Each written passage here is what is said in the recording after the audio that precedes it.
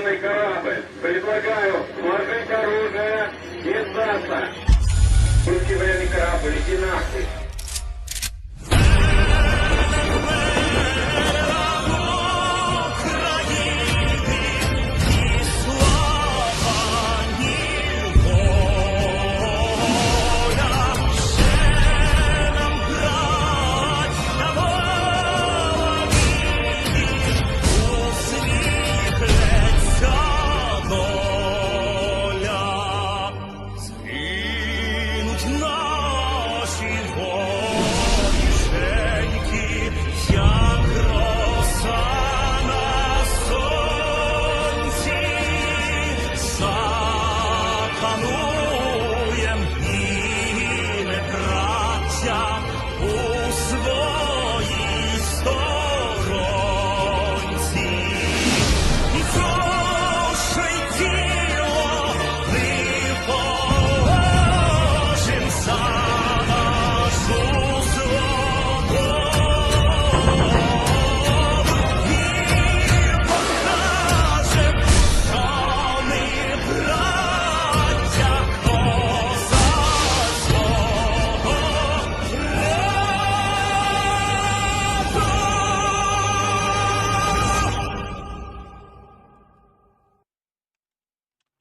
Hello, everyone. I'm the Enforcer, and I'm accompanied by Enforcer Matt. And good evening, folks. It's Enforcer Matt, and welcome back to day 559 of the news. And it's good to see you all once again on our 2-year anniversary of the Enforcer channel. Yeah!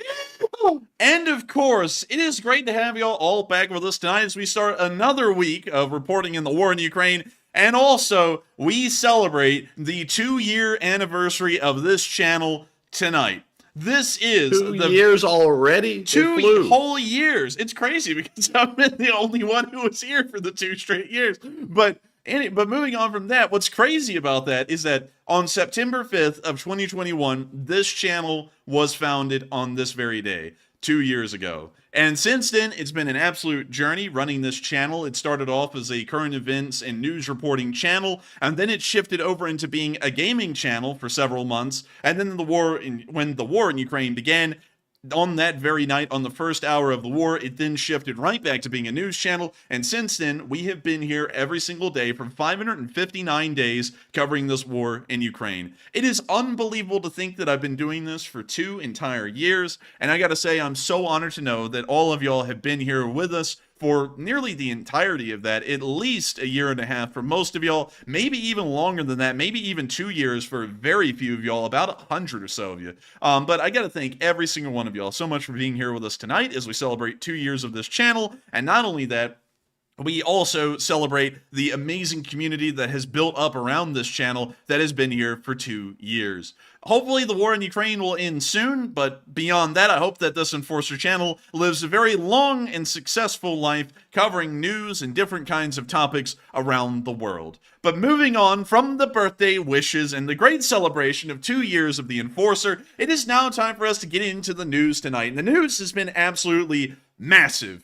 Absolutely unbelievable today as the Ukrainian forces appear to have made considerable gains in the Robotyne area and are now moving well on their way to surrounding Novoprokopivka and moving towards the direction of Solotka Balka. We cannot get into exact details on frontline movements. The Ukrainian army is wanting to ensure operational security, but it has become clear today from a few video snippets and a few statements being made in the area that the Ukrainians have taken several miles of ground today in between Verbove and Novoprokopivka.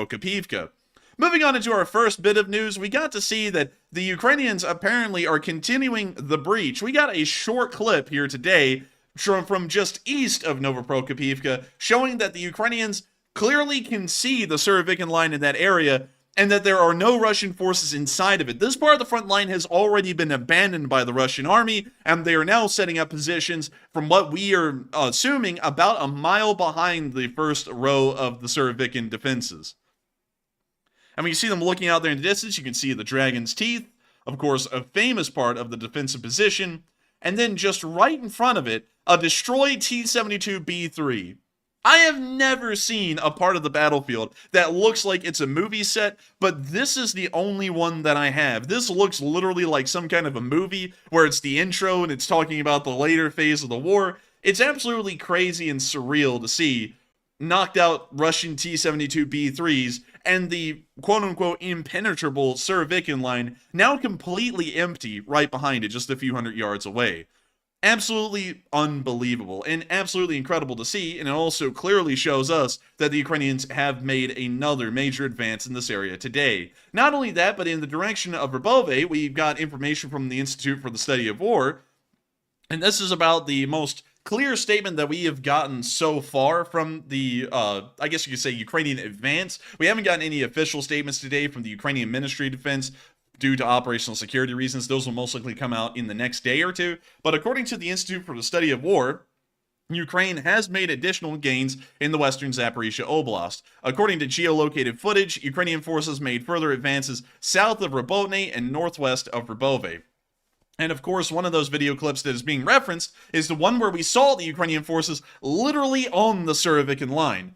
And it's absolutely amazing to see that. It's absolutely incredible. But not only that, we can see that the Russians have found themselves in such a desperate situation that they're using their very limited resources and very limited overall, I guess you could say, planning to conduct some kind of a half-baked counteroffensive attempt on the very outskirts of Novoprokopivka to its east. We got a little bit of video footage from that today, but before we get into this battle, there's a little bit of important information that we have to lay out about the forces that we're attacking and what the Ukrainians are going up against.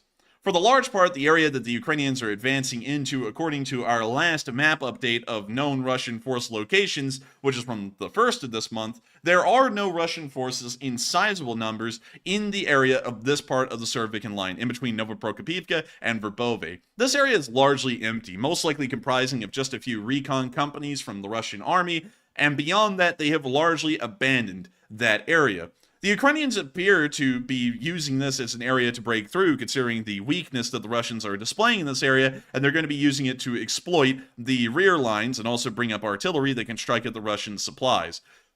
The Russians, on the other hand, are trying to prepare defensive positions around the direction of Verbove and also down the major highway leading from Novoprokopivka and further on into Tokmak in hopes that this will stop the Ukrainians from being able to make any manageable offensive, and it will stop them dead in their tracks, although they may take the center of the Surovikin Line.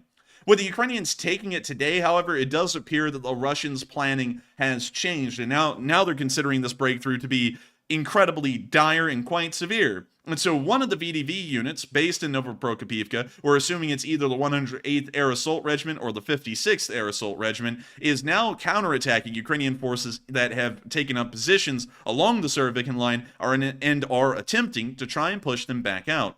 We got a small video clip of that from today, and without further ado, here is the clip. And so hopefully it loads. And here we go. It starts off with a little bit of tinnitus, which is great.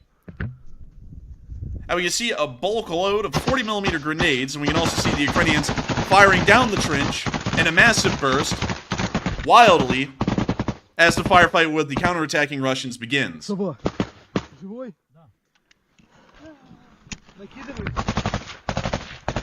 We now see them lobbing some grenades and getting low.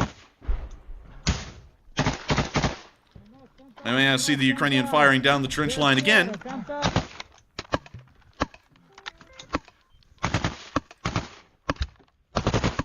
And we hear what sounds like a grenade launcher firing, but we're not hearing any subsequent explosions.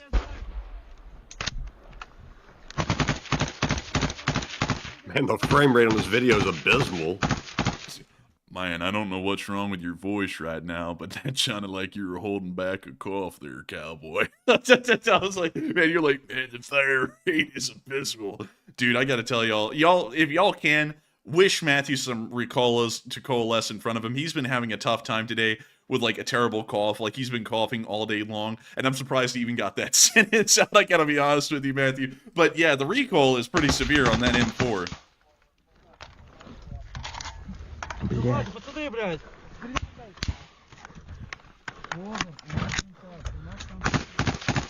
You see him continuing to fire.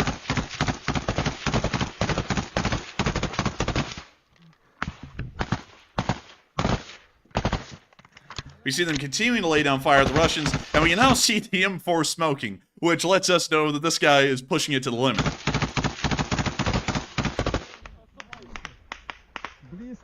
We can also hear some return fire there snapping over their heads.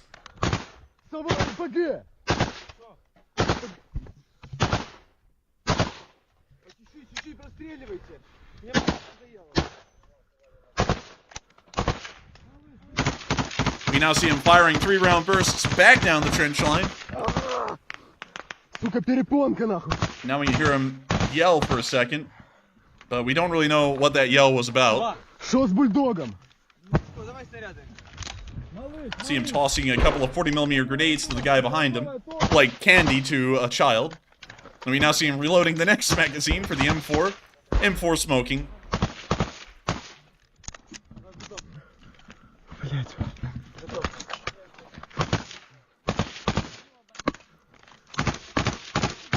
We now see him firing 3-round bursts again, and it appears that his fire isn't being aimed in any accurate way. It's just meant to keep the Russians' heads down as best as possible. But we can hear some return fire here, showing that the Russians are trying to rear up and continue to advance down this trench.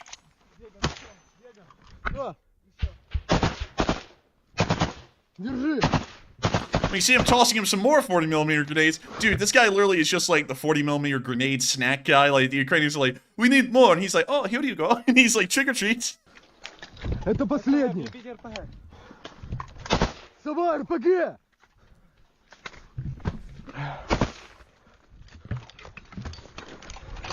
Now see him grabbing the RPG. We can tell that things have gotten serious for the Ukrainian soldier, as he was like, you know what, screw the M4, give me the gas. And so he gets handed the RPG, and now he's about to really give the Russians what for. It always looks comical when anybody uses an RPG, like even in war. Yeah, I know. I don't know what it is about the RPG-7, but it's got to be one of the goofiest, like, anti-tank weapons that ever was made, at least in terms of its looks. Like, I find everything else to be a lot more intimidating, like the RPG-29, the SPG-7 even, like any recoilless rifle, a TOW, a javelin, an in-law, a small, like, all of it looks so intimidating. But then you got this thing, and it just, you know, it's like, it's not really that scary. Honestly, it just looks silly. Angry Penguin said, it's got a vibe. Yeah, that vibe is the Ringling Brothers Circus, in my opinion. But it's still a pretty serious weapon.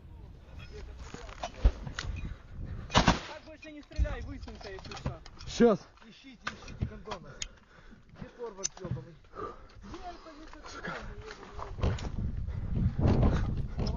We now see him getting the next shot ready, firing. And we hear the blast.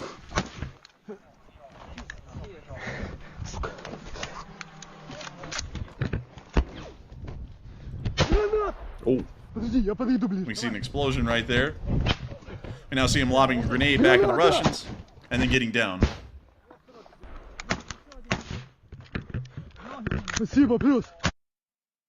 And so with that's the end of that clip right there, but an amazing clip showing the Ukrainians bravely defending their now captured position against a Russian counterattack. The Russians, from what we understand, were not able to successfully counterattack in this area, and they practically hit a brick wall. The Ukrainians did not retreat, I think, at all, from what I was told. Of course, the information coming out from the area right now is a little fresh and new, so we don't have exact ideas or exact breakdowns of what happened from that attack. But the large story is that Ukrainian forces were able to stop this Russian counterattack that was conducted by 3 companies. It's spreading, Matthew. It's spreading. But oh dear. oh God, I was actually choking on spit right there. But luckily, thank God, at least I don't have the plague. But anyways, they were able to hold the Russian offensive, and it appears that the VDV was held at bay. While the Ukrainians were able to hold the VDV at bay and were able to make some massive advances today, there was a little bit of unfortunate news that did come out. And while we are always huge fans, and we of course cheer on the Ukrainians in every effort they make, we are war analysts after all, and every once in a while there is something that comes out that isn't the greatest thing to hear, but nevertheless it did happen, and then we do report on it.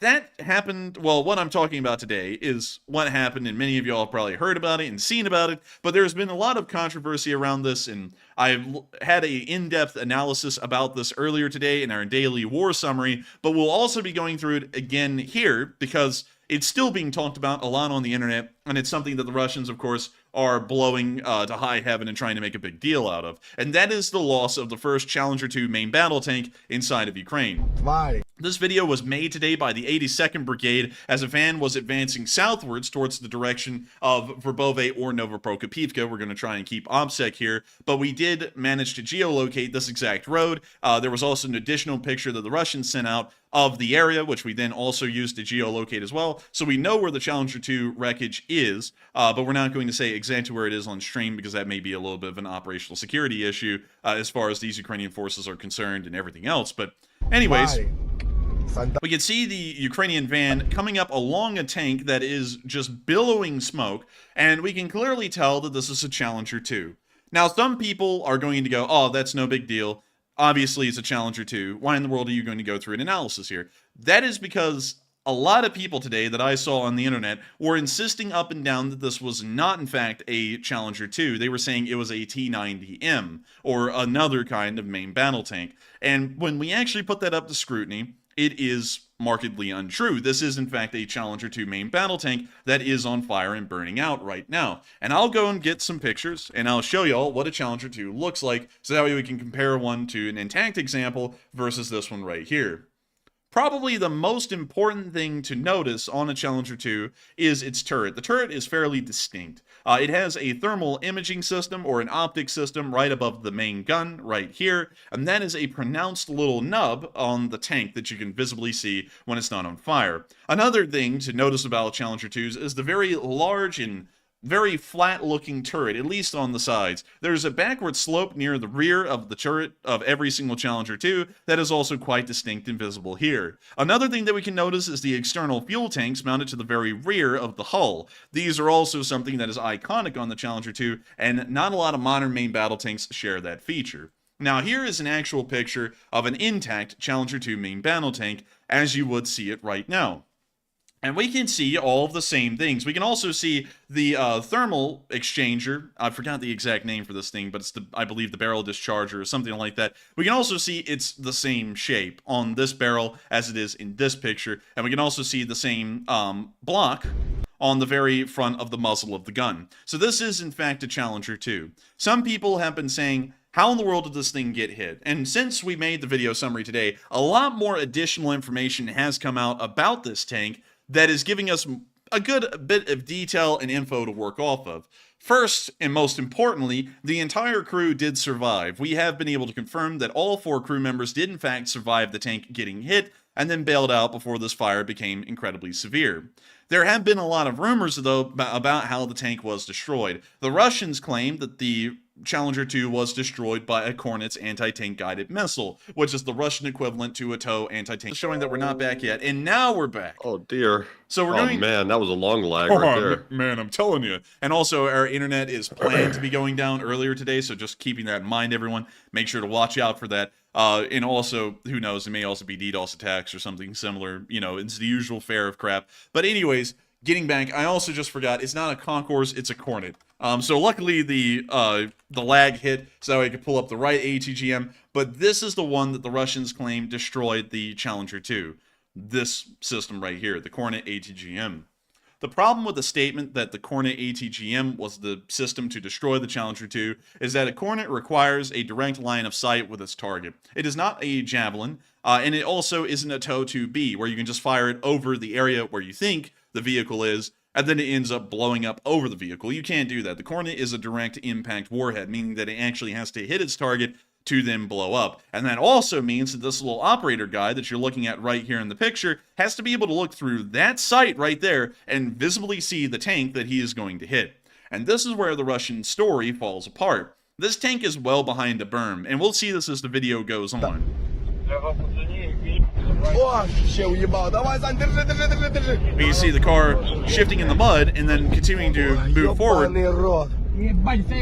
And here we can see a clear view of the road in front of the Challenger, and we can see that this is a gradual slope, and there is no way in hell that the Russians could have hit a Kornet ATGM could have hit over this hill, because there is no way for the ATGM operator to have a line of sight with that Challenger 2 to be able to hit it beyond about 100 meters. And there is no way that the Kornets could have been there, because earlier on in the day, BV, which you can see up there as a blur, was also knocked out by a hit to its engine bay. And that T-64BV would have been there well before the Challenger 2 to have been able to find that Kornet's ATGM that would have been placed right on this road and then destroy it. So the entire Russian story does not make any sense. There is no way in hell that a Kornet's ATGM hit that Challenger 2 and destroyed it. And also it appears that we might be lagging again. Oh, wait a minute. We're back already. Okay, we're back already. Really quickly, everyone, I would like to apologize about the lag. Of course, we can't control it. Y'all all know that probably at this point. But it's either our internet provider or it is people trying to attack the stream. Of course, there's a pretty good reason to attack the stream tonight. It's the 2nd year anniversary of the channel, so of course they're going to try and screw around with that as best as possible.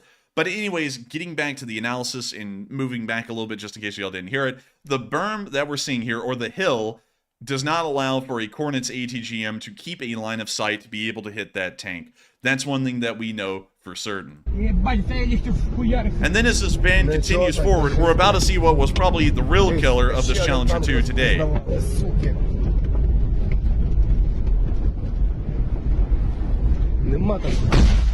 Artillery. That was probably what actually took out the Challenger 2, is artillery barrages landing in that general area throughout the entire day. One of the artillery blasts got lucky, hit near the Challenger, starting a fire, maybe on its external fuel tanks or in the engine bay. The crew then abandoned the tank because the engine was on fire and no longer operational, and then the fire spread into the crew compartment and burned out the rest of the tank. That is most likely what happened to this Challenger 2. Братуха! Сука! Улучшила!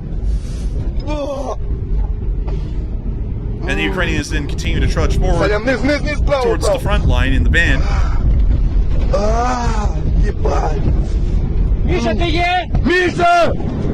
Нормально, дальше тебя бачу. Давай, низ, пішов, Сань, понизу. What did he do? Just yell out the window, Miguel! Miguel! I don't know, man. He's like, Miguel. But that's the end of the clip right there. And from what we can clearly tell, putting everything together, that Challenger 2 was most likely destroyed by an artillery strike. That's a little unfortunate. And also another thing that kind of backs up that claim is that you can see visible parts of the Challenger 2 that have blown away from the vehicle and are sitting out here in a debris field, which clearly the ammunition did not violently explode and send stuff just flying everywhere into space, because most of the tank, well, actually the entire hull of the tank is still intact. It's just burning. So that also clearly shows that an artillery strike was what did this tank in. A lot of people today, a lot of Russian propagandists have been trying to make a big deal about this, and this is why we were covering this in great detail and going over the exact story of how this Challenger 2 died. Because the Russians said, "Oh, Buliet! Our Kornitz ATGM saved the day! Slava the Kornitz!" And that's not the case. The Kornitz didn't hit this thing. It was an artillery strike that got really lucky and ended up taking out the Challenger 2. Also, another thing that the Russians are really blowing out of perspective here is that this is the first Challenger 2 that was ever destroyed by enemy fire. The only other Challenger 2s to have ever been destroyed in combat were actually destroyed by the British themselves due to friendly fire, and usually those hits came from other Challenger 2s that then knocked out the vehicle. So this is the first one destroyed by enemy fire. Of course, tanks are not invincible. We already knew that when the Challenger 2 was going into Ukraine, but it did have the best track record, and we've never seen another one get destroyed except for this one. And this one does appear to be some kind of a lucky circumstance, at least as far as the Russians are concerned, considering that the artillery strike sparked a fire that then spread to the rest of the tank. Luckily, the crew did survive, so the Challenger 2 did do its number one job, which is to protect the crew, but beyond that, the tank will most likely be written off as a complete loss, because it is completely burned out. Another interesting thing about the Challenger 2 that is actually quite shocking compared to other tanks of its kind in the Western world is that it's missing a vital feature, and this may actually be a major shortfall of the Challenger 2 when compared to other main battle tanks, at least of Western design in the modern world. Matthew, would you like to take a guess as to what major feature is missing on the Challenger 2 that makes it a little bit more dangerous for a crew to be in? That coffee pot? No, blowout panels. It's missing blowout panels. That's more like it. The coffee pot might make a difference. So, yeah, the coffee pot might make a little bit of a difference, but the major thing that's missing on a Challenger 2, believe it or not, is blowout panels. Blowout panels are a common feature on every single main battle tank in the Western world. The Leclerc has them, the Leopard 2 has them, and the M1 Abrams series also has it as well. The Challenger 2 is the only tank that is in service in the Western world outside of ex-Soviet tanks that does not have a blowout panel system built in, meaning that if a fire is to spread into the crew compartment, or if the crew compartment gets directly hit from the side by an APFSDS shell and it punctures an ammunition stowage, that ammunition has nowhere to vent but into the crew compartment itself. So that is also another reason why this tank burned out completely when other Western main battle tanks would have, of course, had the fire spread to the ammunition, and then the blowout panels would have been activated, saving most of the tank. So that's also why it completely burned out as well. A little unfortunate. I still think the Challenger 2 has an amazing track record. Now of the 14 to 16 that we know are in Ukraine, this is the first and only one that's been destroyed over about 5 to 6 months of the Challenger 2 being in Ukraine. So unfortunate for the Ukrainians, a little lucky for the Russians, but beyond that, not really a lot more to take from the Challenger 2 being destroyed, rather than the Russians are having a damn field day with this thing, and they're using it as the biggest propaganda victory of the entire war so far, nearly. But with that, we're now going to be moving on from that little bit of news and into our next clip in Robotny, where we saw another pretty venerable vehicle, the M2A3 Bradley, with additional Brat armor added on. Apparently from the story, this armor was added on to Bradley's inside of Germany when a onlooking German was cooking up some bratwursts, and then he came up with this interesting kind of armor package, and then just called it the Brat for safety's sake. Also, the copyright's coming and hitting us hard tonight, but we can see the Bradley here with the Brat armor add-ons. I gotta tell you, the Brat armor looks pretty cool. It just looks like these fat, giant bricks that they just smack onto the thing, but overall, a great armor add-on. We now see the video buffering, I agree. and we can also see the video buffering, which tells us that more lag is here.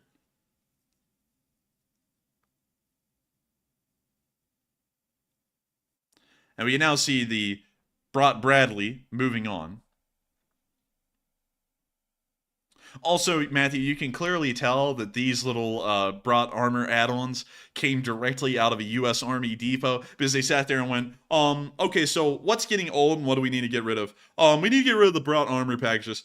What, but aren't all of those in Desert 10? Yeah, but who said anything about camo? And then they just sent these things to the Ukrainians still in Desert 10, like they're going to Iraq or Afghanistan. Right.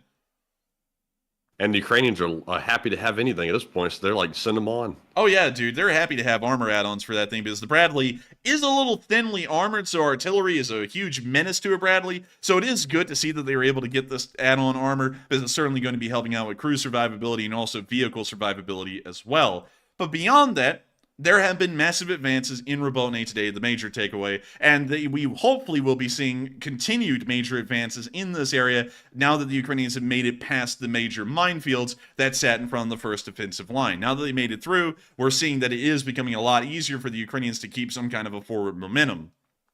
Moving on from that and the Robotny area, it's now time for us to move on into the Russian Federation. Things have been getting fun and very exciting here, and in fact, I think that y'all are all going to agree the excitement here is going to be palpable, because a document is starting to circle around Russia today that is starting to cause people's pants to change colors magically, and also more male citizens that are of conscription age to leave the country. There has been an article, or a document more so, that is starting to make its rounds on Russian social media that appears to be signed by none other than the Minister of Defense, Shoigu. Shoigu! Oh no! Это неприпасно, блядь! And this is Shoigu! what this document is largely saying. It is saying that either the Russian Ministry of Defense will be able to get enough volunteers by November to stave off a mobilization, or if not, this decision will take effect on September 11th, and by November 1st, another 200,000 able-bodied men in the Russian Federation will be mobilized to join the Russian army. A very interesting little turn of events, I gotta say, because Shoigu, he has been a big proponent, at least publicly, of not having another partial mobilization, largely repeating the exact same phrases that Putin's been making. And Putin has also been stating and promising the Russian public there will never be another partial mobilization again. In the history of Russia, he will not declare another one. And this document, if true, is showing that that has, of course, all been a flat-faced lie, and they're now going to be moving into having another partial mobilization by November 1st, and the order will become activated by the 11th of September, or 9/11, which is also the day, you know, everyone knows what 9/11 is. I don't even have to go into explaining that. But anyways, this is a fairly interesting little development right here, and if this document is real, we don't know if it's actually real or not at this moment because we're only getting pictures of it. It looks pretty official. It does have the signature of Shoigu on it, but of course a forgery can always pop up. But the reason why we're putting this out there is because this is starting to fall largely within the similar story that we've been hearing from commissars around the Russian Federation that have been stating that if they do not get enough volunteers, another partial mobilization will be called up by October. And this partial mobilization document here is falling almost right within that window, around November 1st, which is the very beginning of November and literally the end of October. So that's almost right within that exact time window that the other commissars have been talking about that we've seen on film. So this largely seems to be an accurate claim or an accurate statement that this document may be an actual original or a genuine article that is showing that the Russians are in such a bad manpower strait, they're now calling up another 200,000 men to join the military. But moving on beyond that document, we've also heard the Russians trying to save face today, at least historically. Many of you all know that the Germans in World War II perpetrated a crime against the people of Eastern Europe, or really the entirety of Europe that was under their occupation, that would later on be known as the Holocaust. In the Holocaust, around 11 million people died. 7 million of them were Jews. Several other millions were Eastern Europeans, Slavic people, Poles, Belarusians, Russians, Ukrainians, people of all kinds. And of course, a lot of people would remember that as one of the worst things that ever happened in history, and probably one of the ones that's burned in the public's memory to this day as a terrible thing. And there's been no question about it. The people who conducted those atrocities were the SS for the large part, or the Einsatzgruppen that were a part of the German army, or at least a part of Nazi Germany. But it appears that Putin is now going to go and change the history today, and now he's saying that the Holocaust was completely perpetrated by Ukrainian nationalists only. No Germans involved, it was just Ukrainian nationalists. Here is his statement today on Russian state TV making that claim. Of course, we don't have a direct translation, but I can pick up on a couple of words in Russian, so I'll be telling y'all when he says Ukrainian nationalists and also Holocaust. So here's the clip. Даже войска СС не считали возможным принимать участие в этих массовых репрессиях. Они практически передали это все в руки местных националистов. And right there at the end, he said, Ukraina nacionalista, or something along those lines. I just butchered the statement. But that was him saying the entire thing was perpetrated by Ukrainian nationalists. Interesting. It's very interesting because they went from saying at the beginning of the war, the Ukrainians are trying to carry on the mantle of Nazi Germany and all of the fascist crimes they committed, to now they're going to just change the story entirely to the Germans did nothing. It was actually the Ukrainians that conducted the entire Holocaust on their own, somehow. Like, these people are going legitimately insane. Yeah, they're going legitimately insane in Russia, and now they're just going to come up with some story that the Ukrainians were the ones who committed the entire Holocaust. Now, I didn't include this one today because this one was just so stupid, and I also didn't have a translation for it. But Putin went into an interview today with some news reporter that asked him about how in the world can you say that the Ukrainians are Nazis when Zelensky is a Jew? And then Putin went on to say in that interview, well, you see, the wicked West, they're so wicked and sick that they decided to appoint a Jew so that way it wouldn't look like the country is full of Nazis. Because then, that would be the argument. How in the world can there be Nazis when there's a Jew in charge? And that's literally what he said. And it's like, is this guy insane? Like, I don't even know what they're trying to come up with at this point, but they are trying to make any kind of bold-faced lie possible and hope that people will eat it up so that way they look like the war is justified in some way, or to make it seem like there is some sort of a point, at least morally, to the entire war. But absolutely... Look at these other guys on the call, by the way. Goodness. Is that Shoigu up there in the top right? Yes, it is. Shoigu! He's not even looking up. He's just looking down at some paper writing something. Everybody else is distracted. Nobody's really paying attention. They don't even care what he's saying. Also, look how paranoid Putin is at this point, that nobody's even in the same room with him. They're all on a Zoom call in other parts of the country. Yeah, seriously. Like, Putin's like, I'm a strong leader. I'm not scared of anything. By the way, everyone, due to threats of government uprisings and coups d'etats, we're now going to be running the government over Zoom. It's like, what the hell? It's like, that is the weakest thing he could ever do. And also, what's even weaker, I guess you could say in a form, is that Putin has gotten so scared of drone attacks that they've now taken the Pantsers, and let me go pull up a Pantsir S1 for y'all again, just so that way y'all can get an idea of what this thing is. The Pantsir S1 is a 40-ton anti-aircraft monster, at least as far as weight is concerned. It has 4 23mm autocannons on it, and not only that, it also carries an additional 12 anti-aircraft missiles. This thing is huge. It also weighs a lot, and they're very expensive as well. And the Russians have an odd thing of taking these Pantsirs and lifting them by crane into some of the weirdest places that you could ever imagine in Moscow. And they've now brought a couple of more of them today to Moscow and are placing them onto billboards. Or at least what used to have a billboard on it. So there it is, sitting high above the surrounding area, on top of what would have been a billboard post, is another 40-ton pantsier system that they just craned up there and dropped off. And the hope is that this thing will be able, due to its vantage point, to spot Ukrainian drones flying in and shoot them down before they make them inside of Moscow. I don't know if that's going to work, because we've seen that pantsiers have largely been ineffective in detecting air targets a lot during this war, but the Russians are getting incredibly paranoid once more of the Ukrainian drone attacks, and they're now trying to set up more air defenses in even weirder places to try and stop the drones from getting on in. I gotta tell y'all that this is and now stationary, so how are they going to dodge attacks in the future? Dude, the Russians are going to sit there, oh, Blit, it's coming for us! Drive, Blit, drive! They're just going to drive it off the edge. Off the side. At 200 feet to its doom. But moving on from that little clip inside of Moscow, we also got something interesting to see in St. Petersburg today that was really kind of funny to me. The conscription office was bombed by partisans, specifically the bomb shelter of the conscription office. There's not really a lot more to explain. Here's the clip. Boof. Boof. And the Russian commissars went, oh, блядь, I'm in Ukraine. Ukraine. And Also, what's that hut that blew up next to it? the bomb shelter. That's the entrance to the bomb shelter.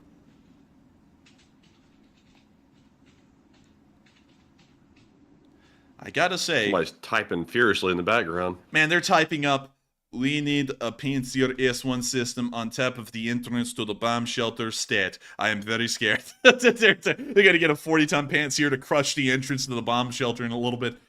But that's the end of that clip. And also, I gotta say, nice Jag. I like the Jag. But moving on from that, conscription offices being bombed kind of gives you an idea. Folks aren't happy around the area, and the partisans are probably picking up steam a little bit.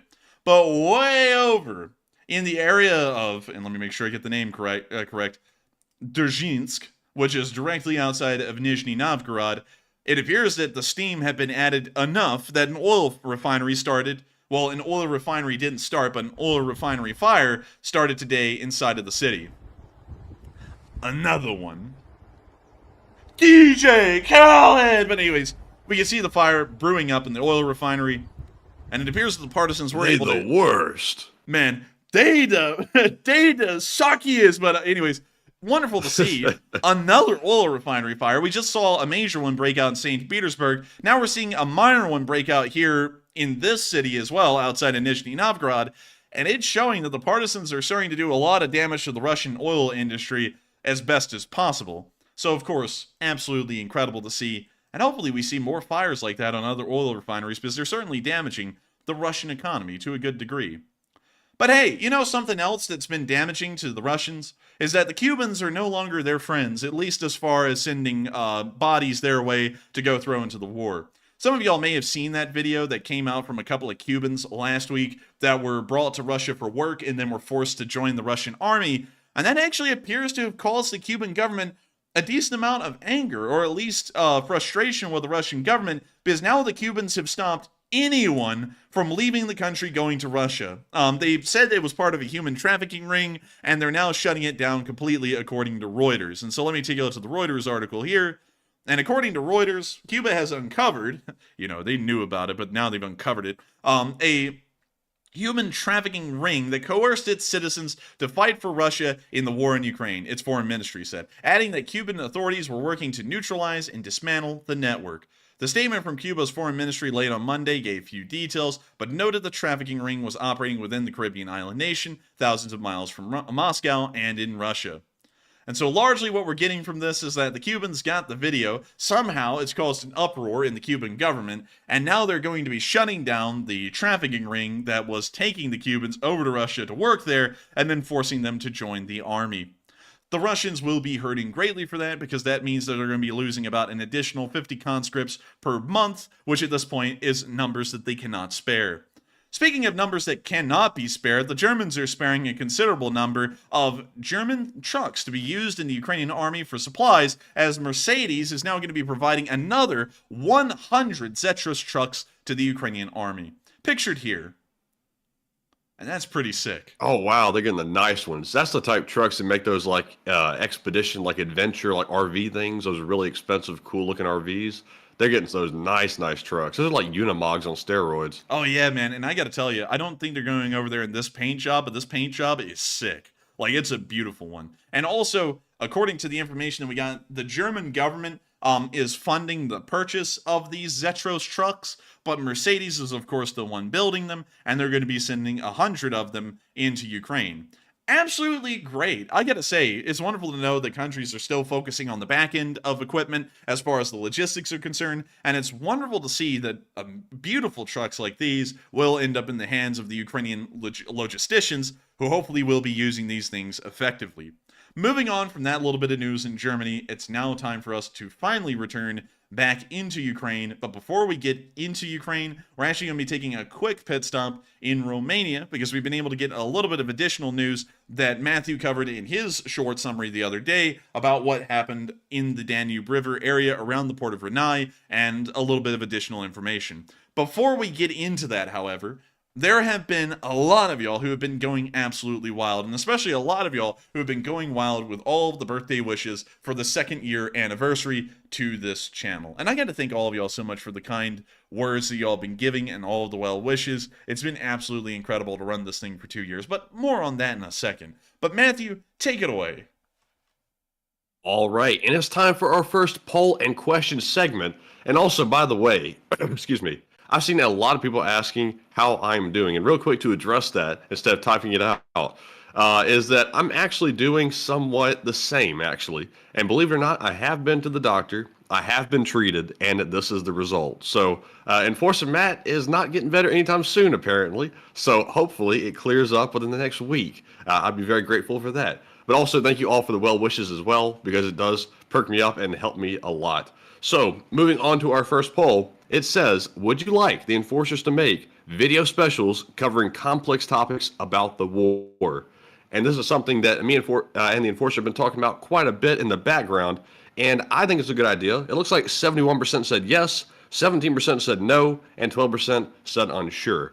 So a lot of people are in favor of it. And Enforcer, what say you? I gotta say, that's great to hear that a lot of people are in favor of it, because we've been working on that in the background, or at least working on the concept of it.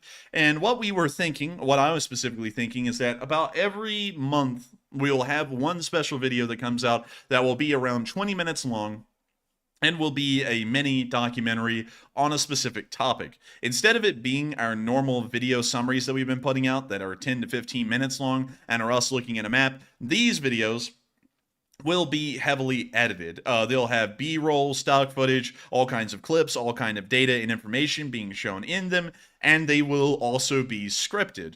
So the information will be incredibly in-depth, incredibly well-researched, and very precise.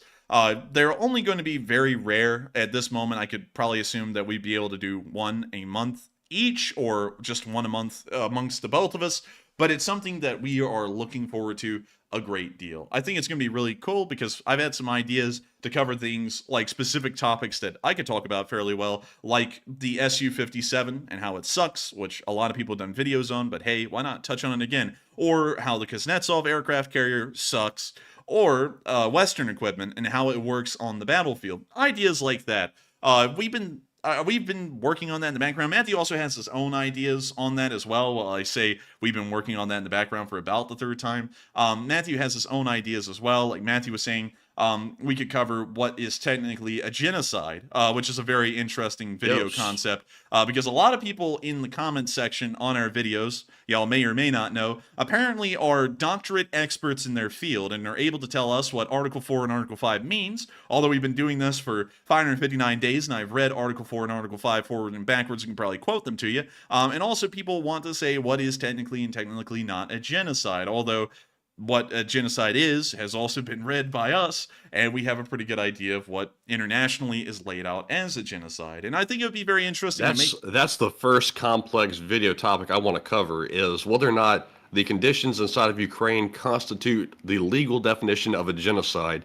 I believe all the elements have been met. Obviously, the UN thinks differently, but I would like to make a video exploring each and every element of what genocide actually legally is defined as, and show proof and evidence and make the case for why Russia is committing a genocide in Ukraine. I think that'd be the first video that I'd want to make. And I think that'd be a really good one. I think my videos would probably more so focus on other topics, probably equipment and military topics, or overall diplomatic topics as well. Like, for example, maybe China, maybe as well things in the Middle East. And the Middle East is actually a very interesting place once you start to get involved in a lot of the history and diplomacy going on there, and how every country in the world, well, at least the major ones, are trying to vie for power and sway in that area. It's something very interesting that would be worth making a video on. But we'll be looking forward to doing that, and it's good to hear that a lot of y'all want to see that happen. And so with that, I hope that does address that fairly well, and we are on to the next one. All right, and our next poll says, yesterday, a Russian drone struck and hit Romanian territory, and Romania denies, and Ukraine affirms. And what are your thoughts? 68% said, I believe Ukraine, and it did happen. 17% said, unsure.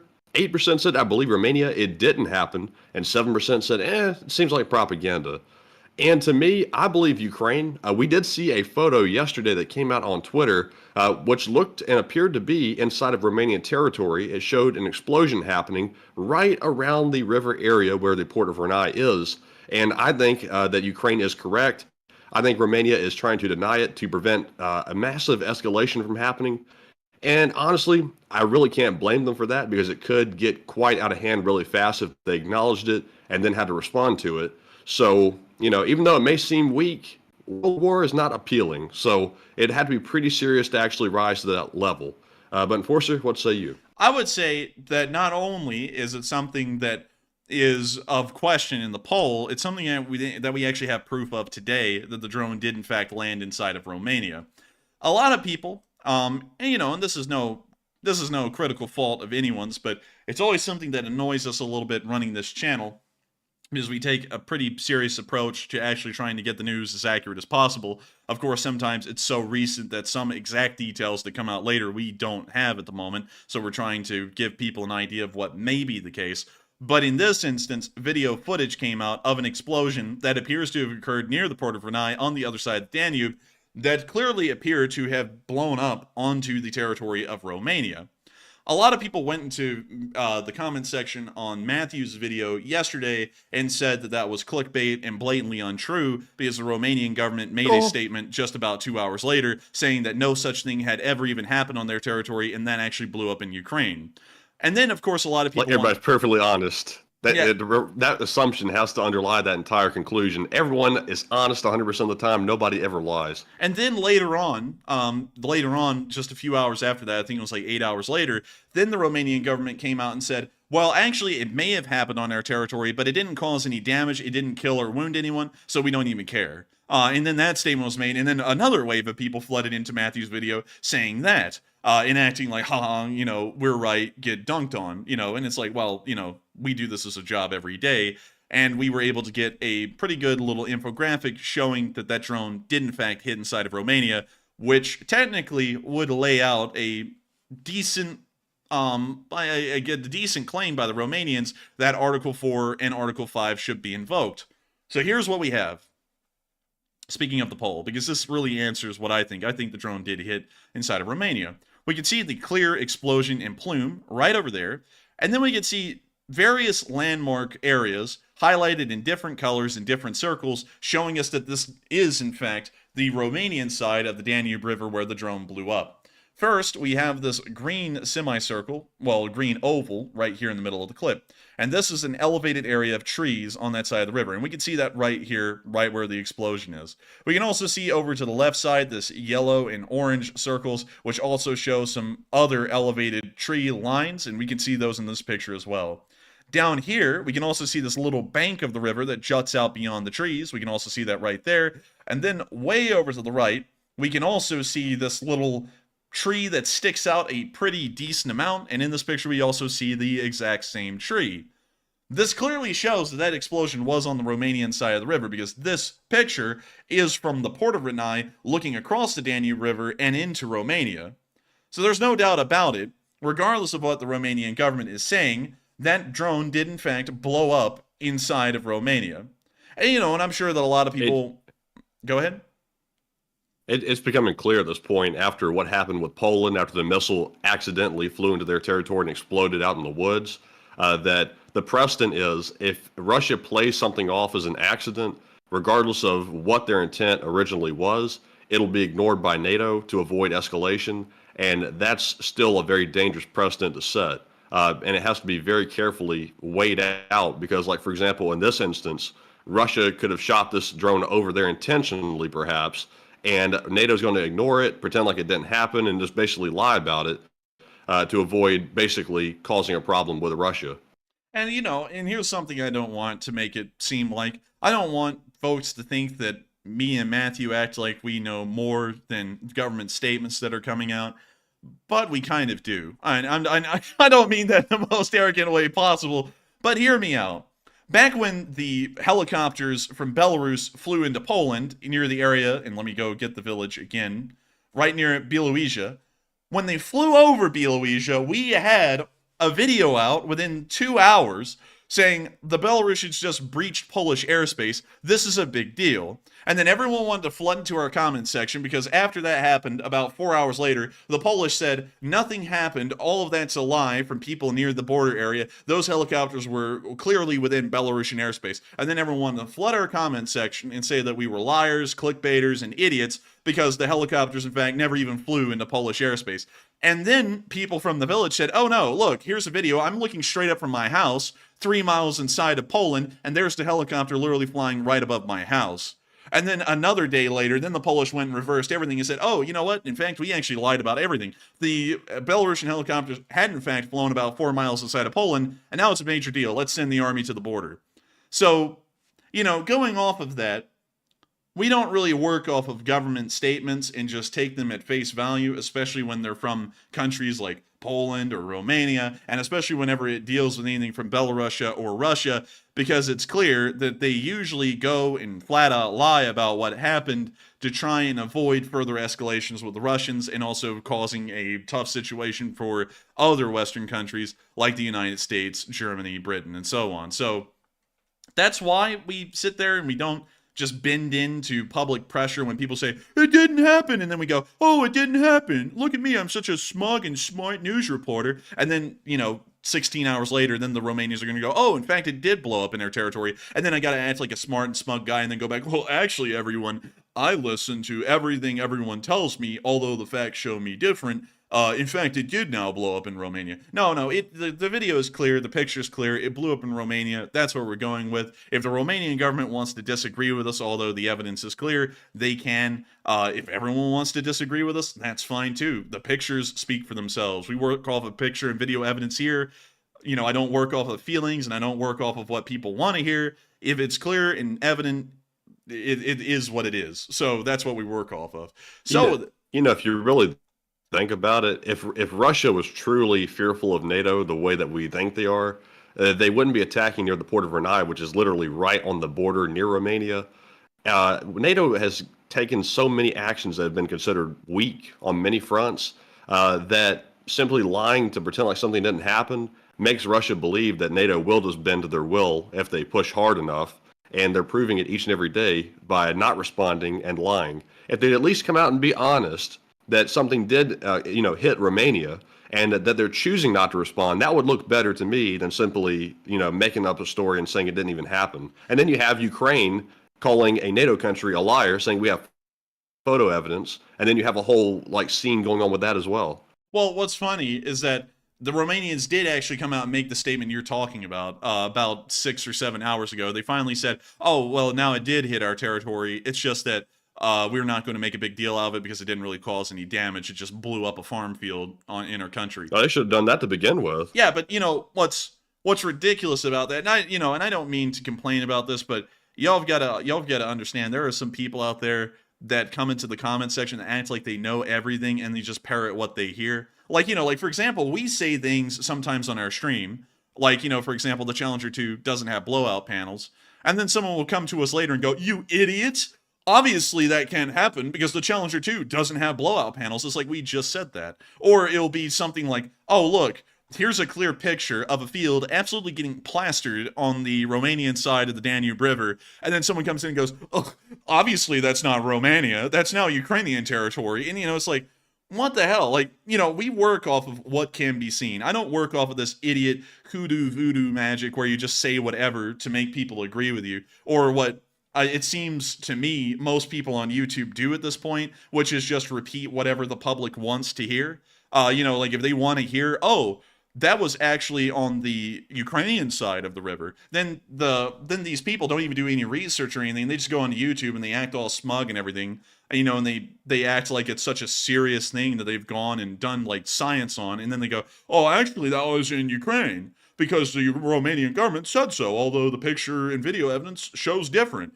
And then they have to go and eat their foot later, but they still make it sound so smug and intelligent when they go, "Oh, actually, everyone, I got that wrong. Well, the Romanian government really got that wrong, not me. Actually, it was in Romania, but they don't care." And it's like, I don't work off of that stuff. But anyways, with that, I hope that does address that fairly well, because it did hit in Romania. The picture evidence is there. And with that, we are on to the next one. All right, this is a quick poll. It says, is it significant that Russia took out one of Ukraine's Challenger tanks? 91% said no, 9% said yes.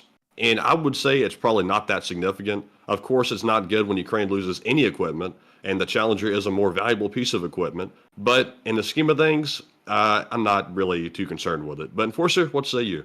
I'm not really that concerned about it. It was a Challenger 2. Of course, that was a tank that everyone had the most hopes would survive the longest. And I mean, hell, it wasn't Ukraine for like 5 months at least, and around the front lines for around 4 months of that, and it's the first one to be destroyed. So as far as it being on the front line, it lived an incredibly long time for the first one to ever even be destroyed. So in my opinion, it's not that big of a deal. Tanks aren't indestructible. You can make a tank really well, but there is no such thing as an indestructible tank, just like there is no such thing as an unsinkable ship.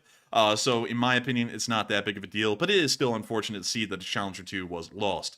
But with that, I hope that does address that fairly well, and we are on to the next one. All right, and moving on to our Super Chat questions. Up first, our very first Super Chat goes to none other than Duncan VR, who puts in a very generous $103 donation. Moly. Thank you very much, Duncan, for that extremely generous support. And for one of the first times ever, I'm actually going to turn this over to the Enforcer, because I don't think I'm going to be able to get through the Super Chat tonight, because I'm on the verge of a very big coughing spell and fit. So, Enforcer, would you like to take this away? Yes, I can. Bamuba. Baba. Wait, hang on. Let me make sure to actually make the noises a little bit better. Bamuba. Happy 2 years, Enforcer. How about a sheep noise? Oh man, I'm telling you. I'm not doing the meow again. Like, you just gotta have to take the first one for what it is.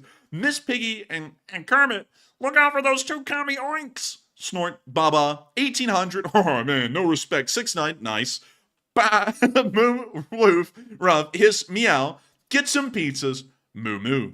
And I gotta thank you so much for the massive amount of support, Duncan VR, in helping this channel to keep on running.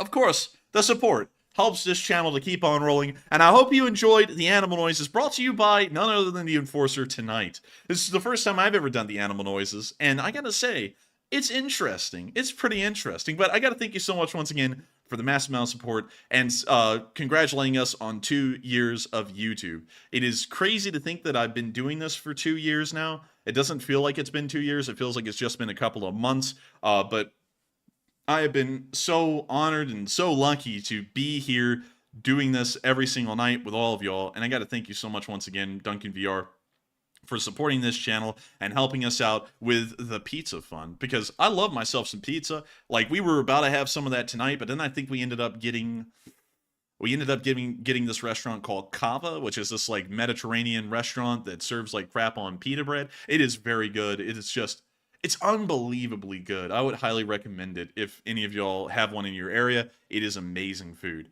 But thank you so much once again for support, Duncan VR, and we will make sure to get ourselves some pizzas. And thank you so much once again for the support as well, because that support does help us to make this channel possible and has helped us to be able to do this for 2 years. And so thank you so much once again. And with that, we are on to the next one. All right, and the next one goes to Lori Wen, who puts in a $50 donation. And thank you very much, Lori, for that very generous support also. And Lori said, Don, thanks for the great content every night. Don, congrats on 2 years anniversary. Don, and hit the like. Don, Enforcer Matt, yeehaw. Don. I have to say, Don, Don. that this is he's coughing, Don. It's a very bad Don. It's like he's got the freaking... Don. The lungs, Don. I've been smoking for 40 years.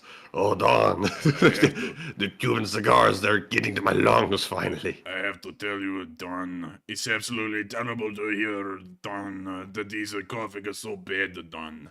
But thank you so much for congratulating us, Don, on the Don 2 years, Don. It's been an absolutely incredible 2 years, Don. You know, I haven't really thought about it for long, Don, but it's absolutely incredible, Don. And moving on from sounding like Catterall, because that drives me crazy. My Just lungs to are do Don, that. Don, Don. That's it. I got to thank you so much for the support, Loy Wen. Hopefully I'm saying your name correctly, because folks like you have made this possible for us to be able to do this. Without viewer support, we would have never been able to keep this channel running for so long. And also, with the war going on farther and farther, the support is meaning a lot more and more because, you know, it is what it is. But I do thank you so much once again for congratulating us on running this channel for 2 years, and hopefully we'll be able to run for another 2 years beyond this. But thank you so much once again for the support, and I hope that does address that fairly well. And long live the Lee Spring Army, and thank you once again. And with that, we are on to the final question of this segment, and then we're going to be moving on into the location unknowns, the news in Kyiv, and also the rest of the frontline news. All right, and this one goes to Hal Rose, who puts in a $33 donation, and thank you very much, Hal, for that support as well. And Hal says, Enforcer, Ukraine is undertaking a massive recycling program. The new Baba Yaga drone can carry anti-tank mines to drop on orcs, and the Russians did bury thousands. And I gotta thank you so much for the massive amount of support, Hal Rose. And yes, they have. We actually showed a video clip of that, I think, earlier this week. Let me go see if I can find it. It's probably this one. Yep, here we go. The new Baba Yaga. This was actually put out on Sunday. So let me go to the clip. And here's the new Baba Yaga that Hal Rose is talking about, just in case you all haven't seen it before. They can strap anti-tank mines to this thing, which is absolutely sick. And they also rig them up to kind of explode like grenades instead of normal anti-tank mines. Oh, that's scary as hell. But it really is a great recycling program, brought to Ukraine by the Russians, recycled by the Ukrainians, and then sent right back to the Russians. I think it's an amazing giving back program. The Russians gave the Ukrainians so much. They gave them war, they gave them destruction, pestilence, terrible things. And the Ukrainians in return are giving back those terrible things, one anti-tank mine at a time.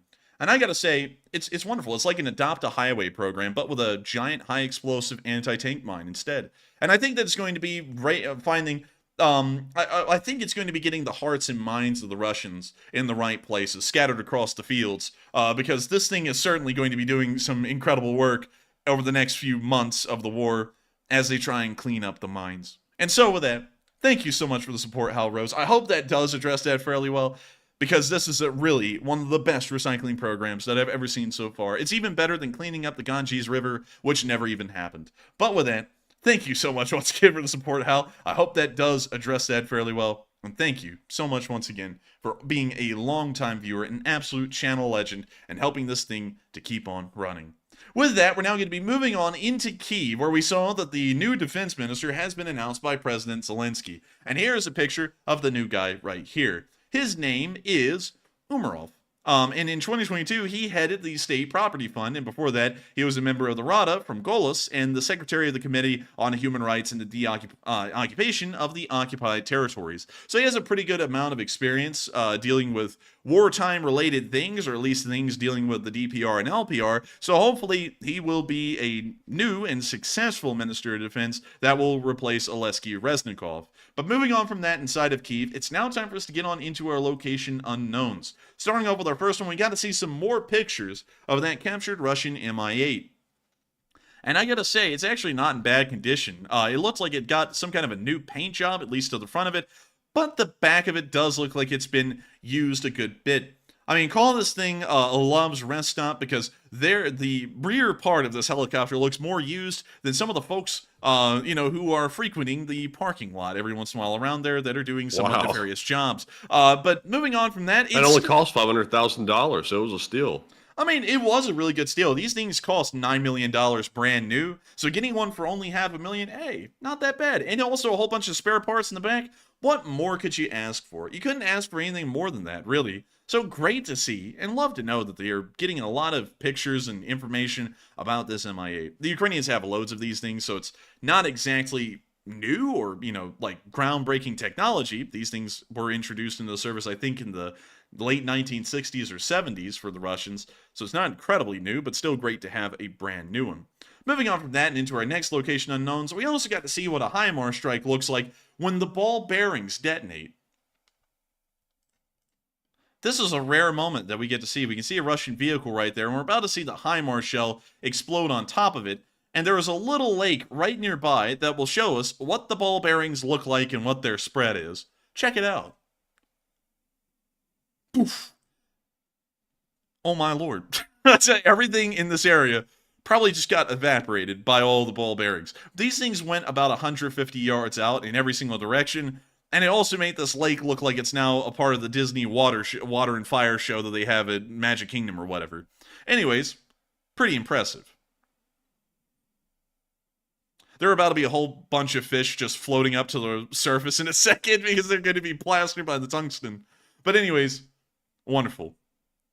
Moving on from that and into our next bit of location unknown news, we also got to see today an automated machine gun drone being tested out. It was pretty interesting and pretty unique, so here you go.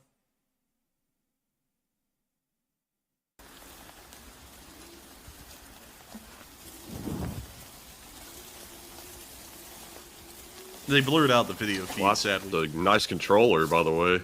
Man, they got that Steam Deck controller. Oh, you see it slowly making its way. У нього ж є позивний неофіційний доктор смерті. Але тепер ми його трошки ускладнили, тепер він доктор Man, that guy's got a sick Look mustache. at that guy. Man, dude, this guy looks like a customized character in a cutscene, man. Like, he's got the drip. інноваційна смерть. Тобто в інноваційній Man, he's as pale as Elon Musk, до too. доктора інноваційна смерть потребується, люди готові інноваційно вбивати росіян. Вбивати росіян. Так і напишу, і візьму тут. Тихо, тихо. Наскільки ти від'їхав? This guy's getting a kick out of operating it.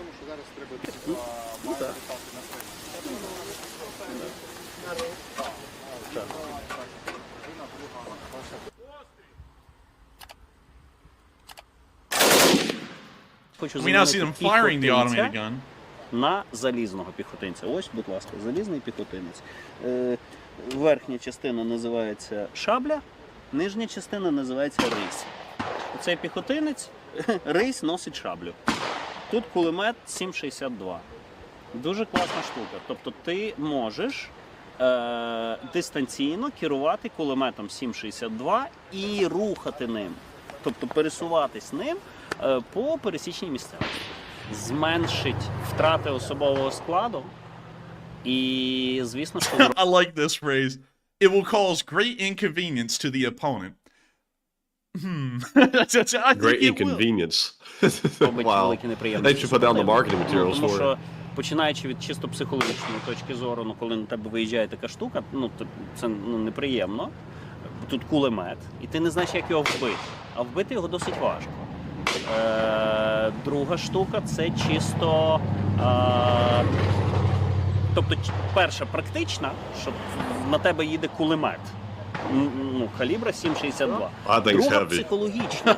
Yeah, it took Одна like 4 справа, що guys. коли проти тебе воюють, такі самі, як ти, живі. А інша справа, коли це безпілотні штуки, і навіть якщо ти його вб'єш, то в принципі ти не вб'єш ворога, а просто знищиш кусок железяки. Dude, that thing goes.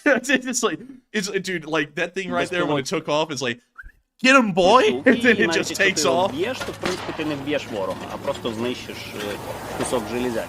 При всій любові до цієї штуки. Dude, Це все you know, next thing you know, the Russians are There's going to be just going. one thing. Go ahead. Go ahead. Yeah, no. Go ahead. Go ahead. No, go ahead. I'll go after you. Go ahead. No.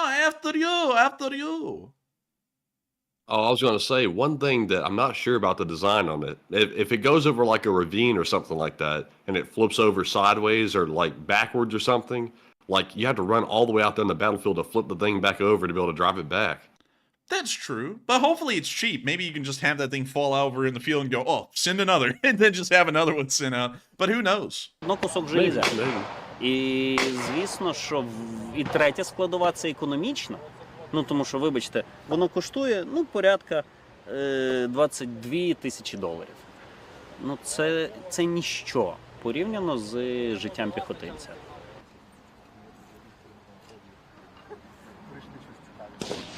We now see the little thing spinning the gun around. Воюють тут вони непогано. Тобто це не бахмутські зеки, це не вагнера, які давлять м'ясом. Тут все ж таки відчувається, що є військова підготовка. He just said the Wagners crush meat. Man. I know where the live chat's going with that one. We're just gonna let that slide. Бахмутські зеки, це не вагнера, які давлять м'ясом. Тут все ж таки відчувається, що є військова підготовка, є люди навчені і намагаються працювати. Here comes a little machine gun doggies on their way to murder something. Yeah, it bounces around like a dog. Dude, you can hear that thing panting when it's going by. It's going as it goes right by. Вони роблять. It's Технічно like prancing back like a happy puppy. Get him, boy! Вони в якихось аспектах нас вже навіть, можливо, перегнали або починають нас доганяти. Наприклад, там по дронах їх вже не менше. Мавіків, так візуально здається, що не менше. І кваліфікація спеціалістів, які працюють з ударними малими дронами, так само ми бачимо, що росте, і питання захисту від них стає все більш актуальним. Тобто якісь мобільні, окопні засоби РЕБу, легкі переносні засоби виявлення дуже актуальні зараз. But that's the end of the clip and the end of our little introduction to the brand new murder machines. Moving on from that into our next clip, we also got to see a thermal view of what a cluster bomb looks like, which is pretty neat because one thing I actually never thought about is that the main casing for the cluster bomb actually continues to fly even after it deposits the cluster bombs. You can see it coming in right off the left side of the screen, right there. You can see it fly over and the actual casing impacts over there. You can see the second one here as well. Both of them deposit their charges over this area, and then you can see them exploding. I didn't know that, actually. That was pretty wild for me to see in infrared, and maybe it's wild to y'all too, who knows. But moving on from that and on into our next bit, we also got to see a rare vehicle, a PTSM amphibious vehicle in the Ukrainian army on the move today. And there's the same song that's played about 9,000 times during this war. And we can see it on the move. It's an amphibious vehicle, by the way. It floats. That's why it looks like that, kind of like a boat. And you know what they say, Matthew? Like a duck. You can buy me a boat. Now Well, they bought them a boat. Look at them go. Man, are they going? Man, that thing's actually going pretty fast. Dude, that thing is zipping. Hell yeah. Dude, that thing's going... More speed! We are at max gear, man. This thing can't go any faster than this. Like, that thing's Where's it going, though? It's kind of like going down river a little bit fast. Dude, they're going to raid a Russian position on the river with this thing. But pretty neat. And I got to say, I've never seen that thing before. Pretty bizarre. And so with that, we're going to be moving on from that little clip and on into our last one, where we also got to see the Russian casualty report, which was pretty significant. Oh, they got 4 Bobcats. Let's go! Slava Ukraini! Another 4 Bobcat skid steers destroyed. And of course, it always brings a smile to our faces. Not only that, 560 Russian soldiers have been taken out over the past 24 hours, along with 7 armored personnel carriers, 26 supply trucks, 9 tanks, 38 artillery pieces, 31 drones, 6 MLRSs, and 1 anti-aircraft warfare system. Overall, it's been a pretty good day, and you gotta admit, the Ukrainians are doing a pretty damn good job, or a damn good job, at knocking the Russians out. We're now going to be moving on from the location unknowns and on into the front lines near Kremenna today, where we saw that the Ukrainians are continuing to hold the Russians back, and we also got another picture of one of the STRV-122s that the Swedish had provided, once again in service in the Kremenna direction. These were handed over to some of the Ukrainian units in that area, but we haven't really gotten an exact list of them. We have acknowledged that 2 separate brigades have STRVs in them, but beyond that we don't know if they're the only 2 or if there are others. It's still a great main battle tank based off of the Leopard 2, and hopefully it will show its worth in the Kremenna area. Meanwhile, we also saw that 2 Russian soldiers have been captured today after the Russians failed to break through and then were captured by Ukrainian defenders. Рік народження. Россия. Рік народження. Это что такое? Год рождения. 19 августа 82 год. 82 год. Часть. Часть.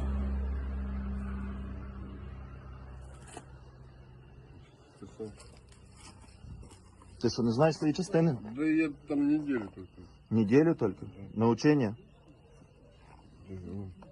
78-064. Не надо.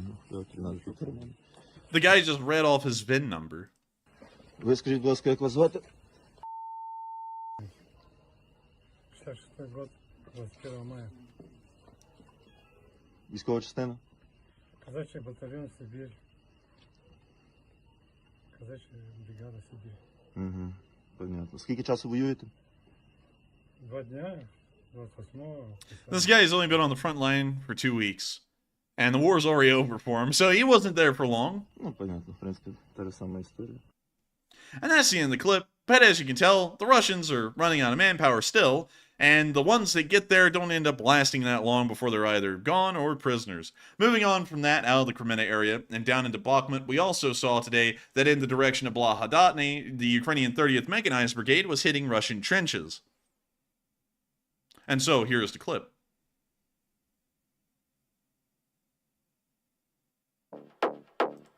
Whoa. Is that copyrighted music I hear? Not on my channel.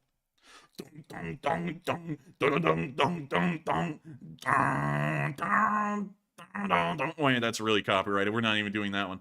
But we can see them hitting the outpost, setting it on fire.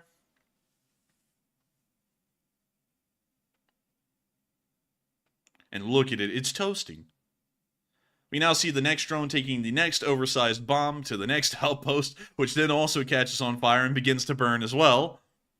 And we can see them doing it a 3rd time, because it's even funnier the 3rd time. And look, there goes a Russian. Oh, bled, let me go back in there. Okay, now I got my charger. And now we see him going into the next one. And leaving his machine gun outside, which is now on fire. Everything will be on fire by the end of the day today in this area. Look, I'm right. There's another one on fire. And apparently some ammo's blowing up down there. It's a good day. That's the end of the clip. But of course, the 30th Brigade is doing its part on the northern flank. Moving on from that and down into the area of the southern flank, we also got to see that the Russians attempted to build a pontoon bridge over a small creek near Klishkivka, but it appears it was largely unsuccessful as the first APC to cross it ended up getting blown sky high. So we assume that the Russians will not be using that any longer due to a traffic jam or a blockage on one end. Unfortunately, they will have to take the route via elsewhere to get somewhere. Moving on from that, we also saw a clip well behind the lines in the area of Myronivsky, where we saw that a supply depot had been destroyed by Ukrainian artillery in that area today. Poof! When you see the artillery shell hitting, Jugga Jugga Igor! And now we can see the smoke billowing out of the supply depot. And burning. I gotta tell you, the lag is infuriating tonight. It's just been never ending. It's just going on and on and on. It just goes on and on and on and on. I like that song. But anyways, we can see the fire continuing to burn in the ammunition depot. And now we can see that it's spread just a little bit. Smokey the Bear is having a literal conniption fit, or a spasm, one or the other, because this entire area is now on fire. But that's what happens. A napalm. Oh, no, that was just the ammunition blowing up and spreading around on fire, and then setting everything else alight. But, you know, this is what happens. Oh, no, it was just making me reminisce about napalm. Reminisce? When the hell have you ever Yeah, been like, around remember napalm? Oh, never. I just saw it on a video. Matthew was out in the fields of Nam calling in the strikes. He's in there calling the napalm extra hot, extra spicy. But anyways, moving on from that little clip right there and moving behind the lines in the Bachman area, we also got to see near the area of Chasiv Yar a Caesar SPG once again at work.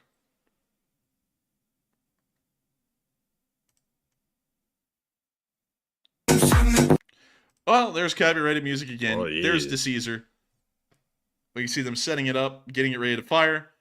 You see the cameraman getting in for a second, and now we can see the piece firing here in a moment. Right there. There goes the shell, and the video ends. But still, great to see the Caesar SPGs in action.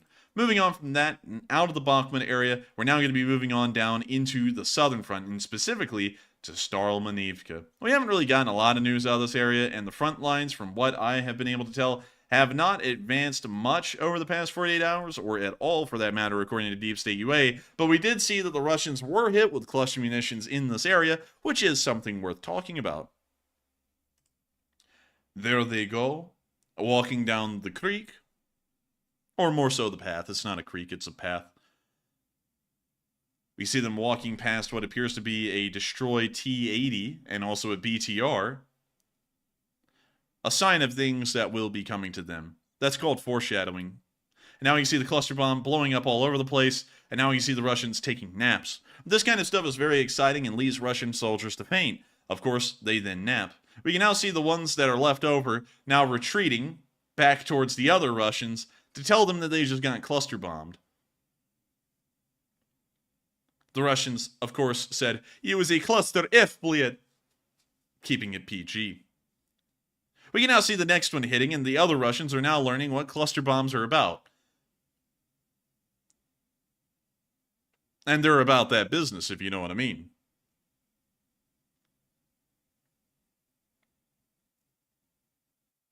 We don't really get to see a lot of the Russians after this, but we do get to see this little smoky spot in the field, and then another cluster bomb hitting.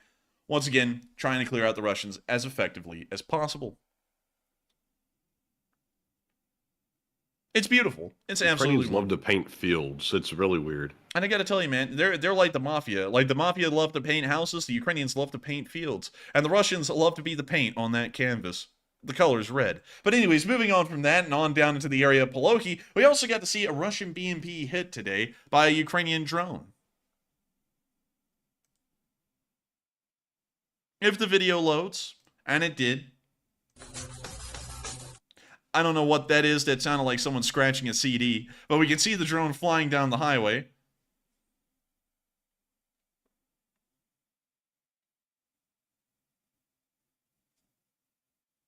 And now we can see the little Russian APC down there making a 180 U-turn and then driving back down the road. We're not really sure if it spotted the drone, and that's why it made a U-turn, or if it got scared and just decided to leave. We don't really know. Also, Noob of the Year, you are absolutely correct. The Chinese do paint the fields green, but for some reason, some places in Florida also do that as well to their grass. The city pays to have someone go out there and spray paint it green. And I've seen it happen before. That's actually fertilizer, I found out. Oh, really? Yeah, it's like a green fertilizer. It just happens to paint it green, very coincidentally. Huh. That is pretty weird. But we can now see the little V. Oh, dang, dude. Oh, my God. They hit the handbrake like a motorcycle. Like, yeah. Dude, that thing almost went 90 degrees up into the air. Look at that. Oh, my gosh. Damn. And now when you see it getting hit by the FPV drone. Oh. And now we can see it happening a second time because, well, the rule is it's always funnier a second time. And we can see it this time in ×2 speed.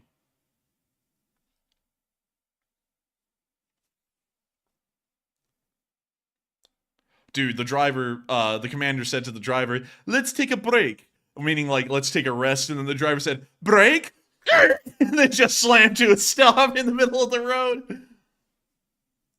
Oh man. And that thing hit right up on the turret, so you know that was not clean on the inside. It got a little messy in there. But anyways, that's the end of the clip. Gotta say, the Russians tried to evade the drone, but it ended up just making it easier for the Ukrainians to get them. And so with that, we're now going to be moving on from that little clip and all the way down over into the Kherson area, where we also saw a video that the Ukrainians made in United 24 talking about how their drones and drone technology improvements are helping them to strike Russian forces on the other side of the Dnipro River.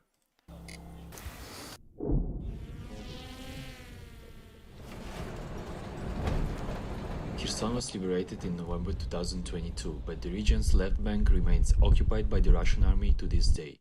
The front line stretches along the Dnipro River through the entire Kherson region, and large-scale cross-river raids seem like an impossible task for each side. The impression arises that military operations here have reached a dead end, but in fact the war is in full swing, both on the banks of the river and the islands in between.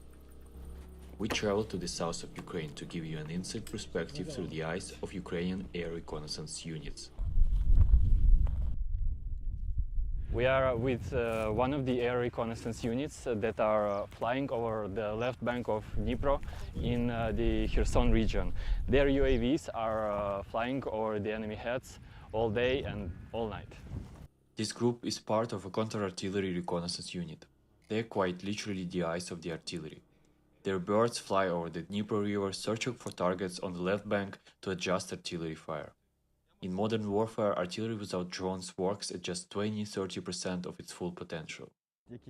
There are no big infantry groups or offensives with heavy machinery here, so it's mostly artillery drills, counter-battery fighting, and the reconnaissance to go with it. With the Ukrainian-made UAV Furia, soldiers are able to fly deep into Russian-controlled territories, avoiding enemy air defense and electronic warfare systems. Their record is 35 kilometers from the takeoff point, which is very impressive considering all the obstacles. We find targets, we pass on the coordinates. Once confirmed, we fly out, make them bleed, and return home happy. Wow. Damn man, he was hardcore with that statement, I'm not gonna lie. UAV Puma.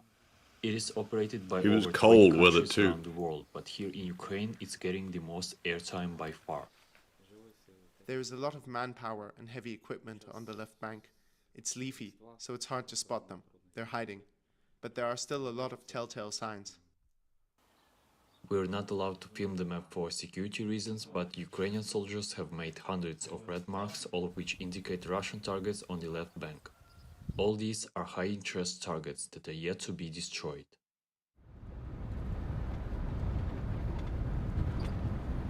But it's not just during the daytime that the birds are up in the air.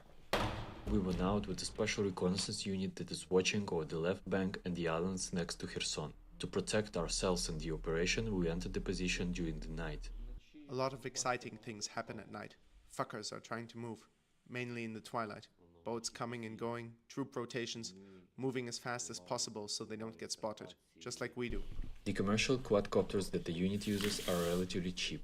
With some modifications, these drones can drop explosives on enemy heads. Here they target enemy boats and subversive groups, so-called saboteurs, that are often trying to cross the river. At the front line, such copters are quite expendable.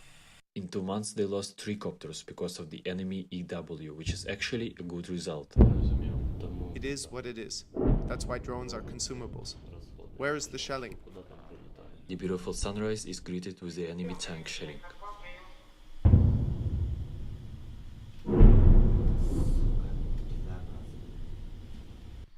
Russians are targeting the islands and the so-called Grey Zone. This is where the Ukrainian reconnaissance units are operating, storming Russian positions with small groups, pushing them further and further from Kherson. For now it's important to take this territory because it will be more safety for civilians and more safety for us because we can control the situation and don't give enemies any possibility to bring here more soldiers and so on.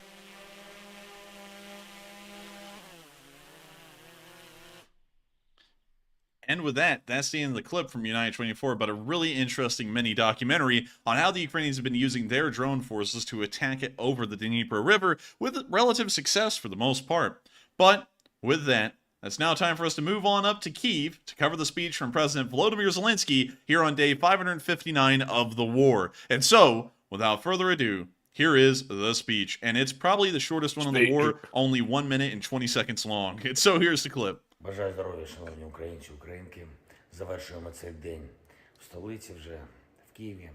2 дні Донбас, Запорізька область. 13 бойових бригад разом з генералами Сирським, Тарнавським, Соделем поспілкувалися з комбригами, з комбатами, нагородили наших воїнів. До речі, хлопці, всі шеврони додамо ось тут. Ось така у нас нова дошка для шевронів. Хай кожен гість України, з якими я говорю в кабінеті, бачить, як Україна пишається своїми людьми. Подякував бойовим медикам, нашим лікарям. Дуже важливо. Велика гордість наші воїни, які після поранень повертаються на позиції до своїх побратимів. Всі запити від воїнів будуть у вищих генералів, у урядовців, у наших міжнародників. Буде нове постачання, дуже важливо, буде нове виробництво нашої зброї, окреслили з воїнами кілька пріоритетних позицій. Те, що треба зробити, зробимо. І завтрашній день. Сьогодні вже підготувалися, будуть події важливі для України, мають бути і рішення важливі для України. Я дякую всім, хто б'ється і працює заради нашої держави.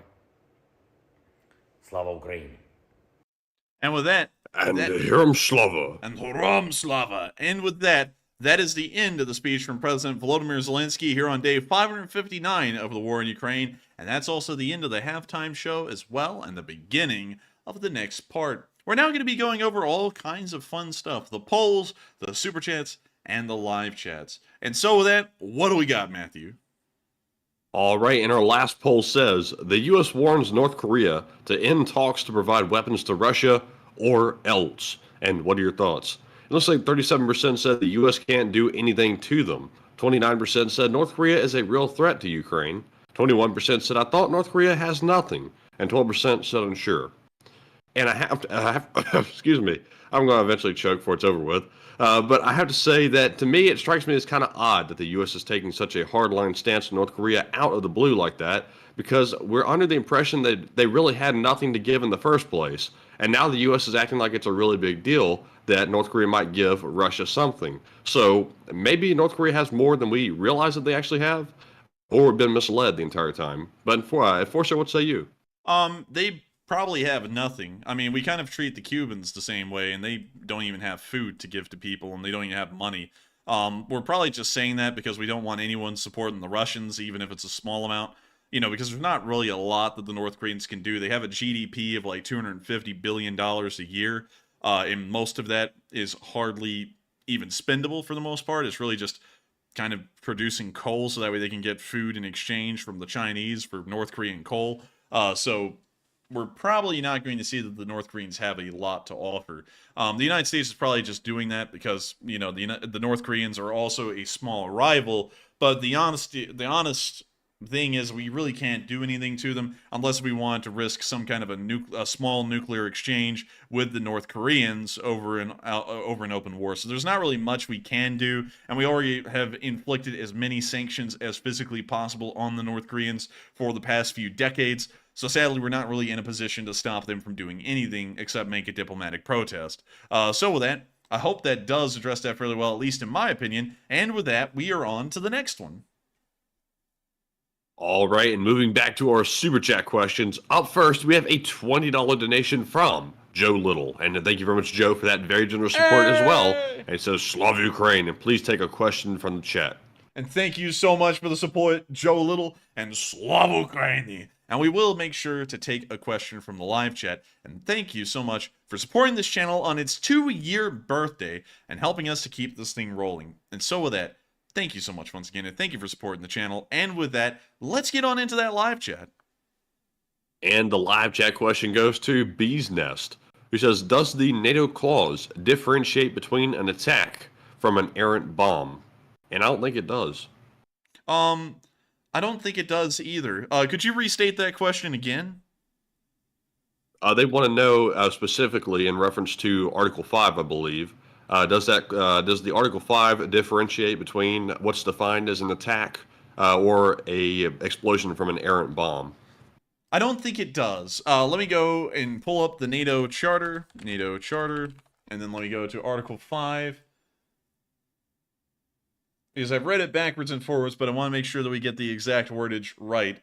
So, let's see. Article 4, the parties will consult together whenever, in the opinion of any of them, the territorial integrity, political independence, or security of any of the parties is threatened. Article 5 then says, wait, hang on, let's go to Article 6, because that actually is what lays out what an attack is. For the purpose of Article 5, an armed attack on one or more of the parties is deemed to include an armed attack on the territory of any of the parties in Europe or North America, on the Algerian departments of France, which no longer exist, on the territory of Turkey, or on the islands under the jurisdiction of any parties in the North Atlantic area, north of the Tropic of Cancer.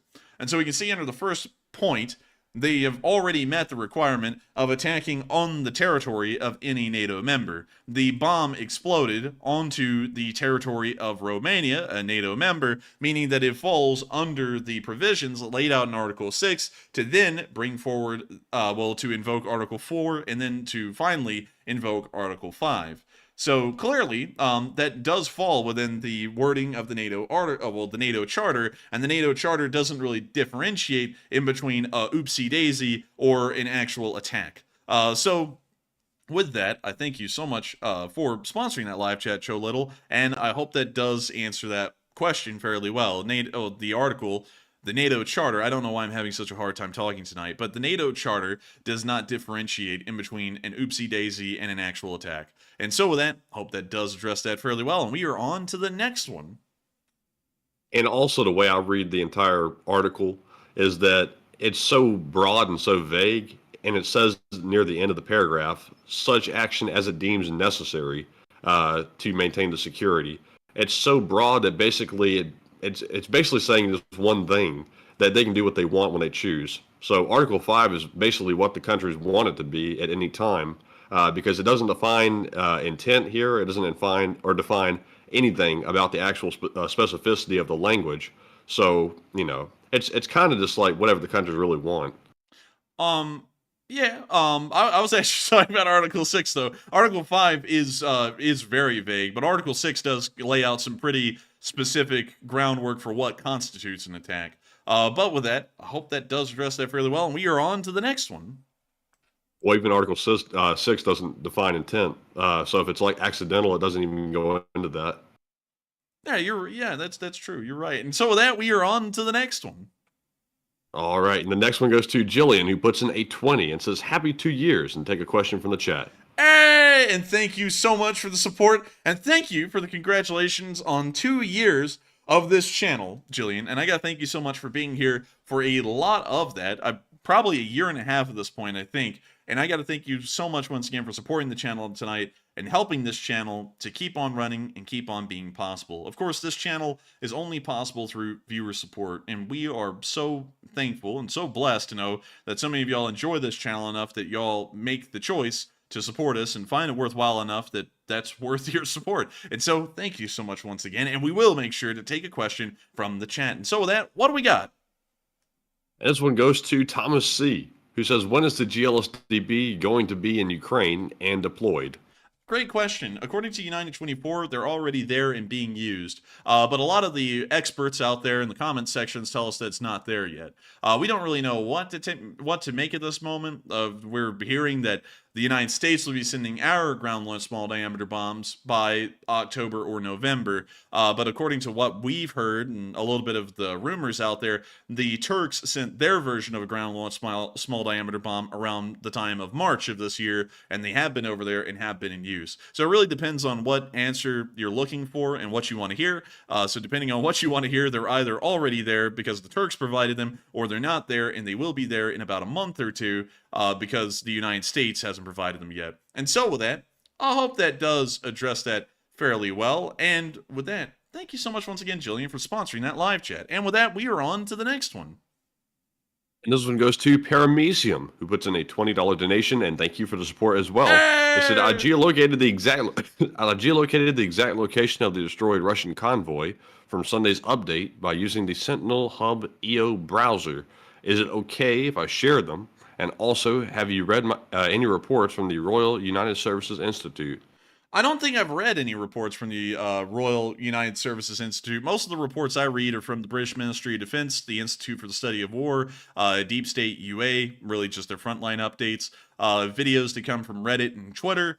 And those are most of my sources. And of course, there's the occasional few that are outside of that, but I can't really remember off the top of my head. So I haven't heard of that source, actually. I'll try and look into that one and see what it's about. And if you want to share exact locations, we usually try and get our markers when they're showing Russian forces as accurate as possible. But if you want to show the exact location of where a convoy is, that's perfectly fine. Links can't be shared in a live chat, though, because that could be taken advantage of by scammers.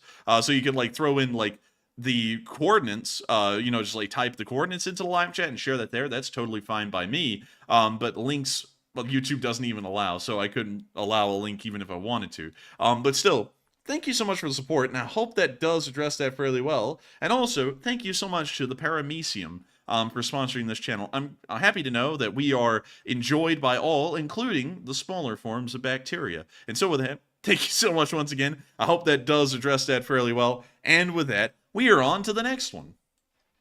And the next one goes to Dilly Dillinger, who puts in 2 super chats, each a $20 donation. And thank you very much, Dilly, for that support. They said, love from Norway, Razor, and happy birthday, LSA. Hey, and thank you so much for the support, Dilly Dillinger. And also, of course, from the beautiful city of Riser. I know it's not Riser, it's probably like Risor or Risor or something like that. But thank you so much for the support and helping this channel to keep on running, Dilly Dillinger, and also being one of our Norwegian members of the Lee Spring Army. It's absolutely incredible to think that there are members of the Lee Spring Army from across the entire world, and that you're one of those that are from inside of Sweden. You joined the ranks of a load of Norwegian viewers that we have, probably one of the most famous being Tangen, who became a channel legend a long time ago, but we haven't seen him a lot lately, and hopefully he's doing all right. But still, thank you so much once again for the support, and thank you for congratulating us on a 2-year anniversary. It's been absolutely crazy to think that it's been 2 years since this channel started, and I've said that so much tonight, but if y'all really knew what it felt like, it has felt like time has really flown by. It felt like it was the first moment I had ever made a video just a few months ago, and now it's 2 years later. And I remember editing the videos I made way back in the day a whole load. Like, hell, you know what? Since it is the 1-year anniversary, and we are, and also, Matthew, how many super chats do we have left, just to keep count? About 20. About 20. All right, so we got a little bit of time. Really quickly, I'm actually going to show y'all a very small clip of the first video ever made, so that way y'all can see where the channel came from, because y'all probably never seen it much, and since it is the 2-year anniversary of the channel, I guess I'll show a little bit of it while YouTube takes forever to load this page. I love YouTube. I love YouTube, everyone, so much. I've got to tell myself that every day to deal with this ridiculous platform, but let me go and grab it. And so the first video I ever made was called What Happened to Afghanistan? What happened in Afghanistan? And it was very interesting because the thing is that the fall of Afghanistan had just happened around, I think it was like just a few days before this video came out, maybe like a week or two. And so it was the first video ever made. It actually went up on September 5th.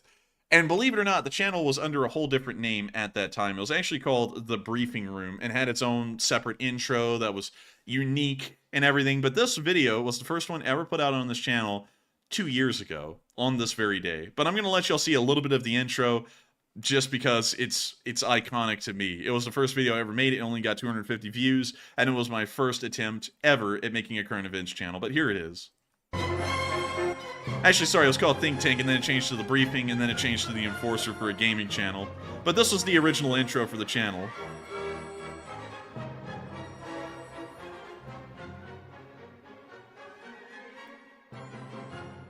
So we have seen this frantic rush to get American personnel out of Afghanistan, the U.S. Embassy in Kabul evacuated. It's from there that they've seemed to be celebrating what they are seeing as a victory with a parade of US-built MRAP vehicles. Those I just want to point out how rapidly this has evolved, because I think it's important to note the context here.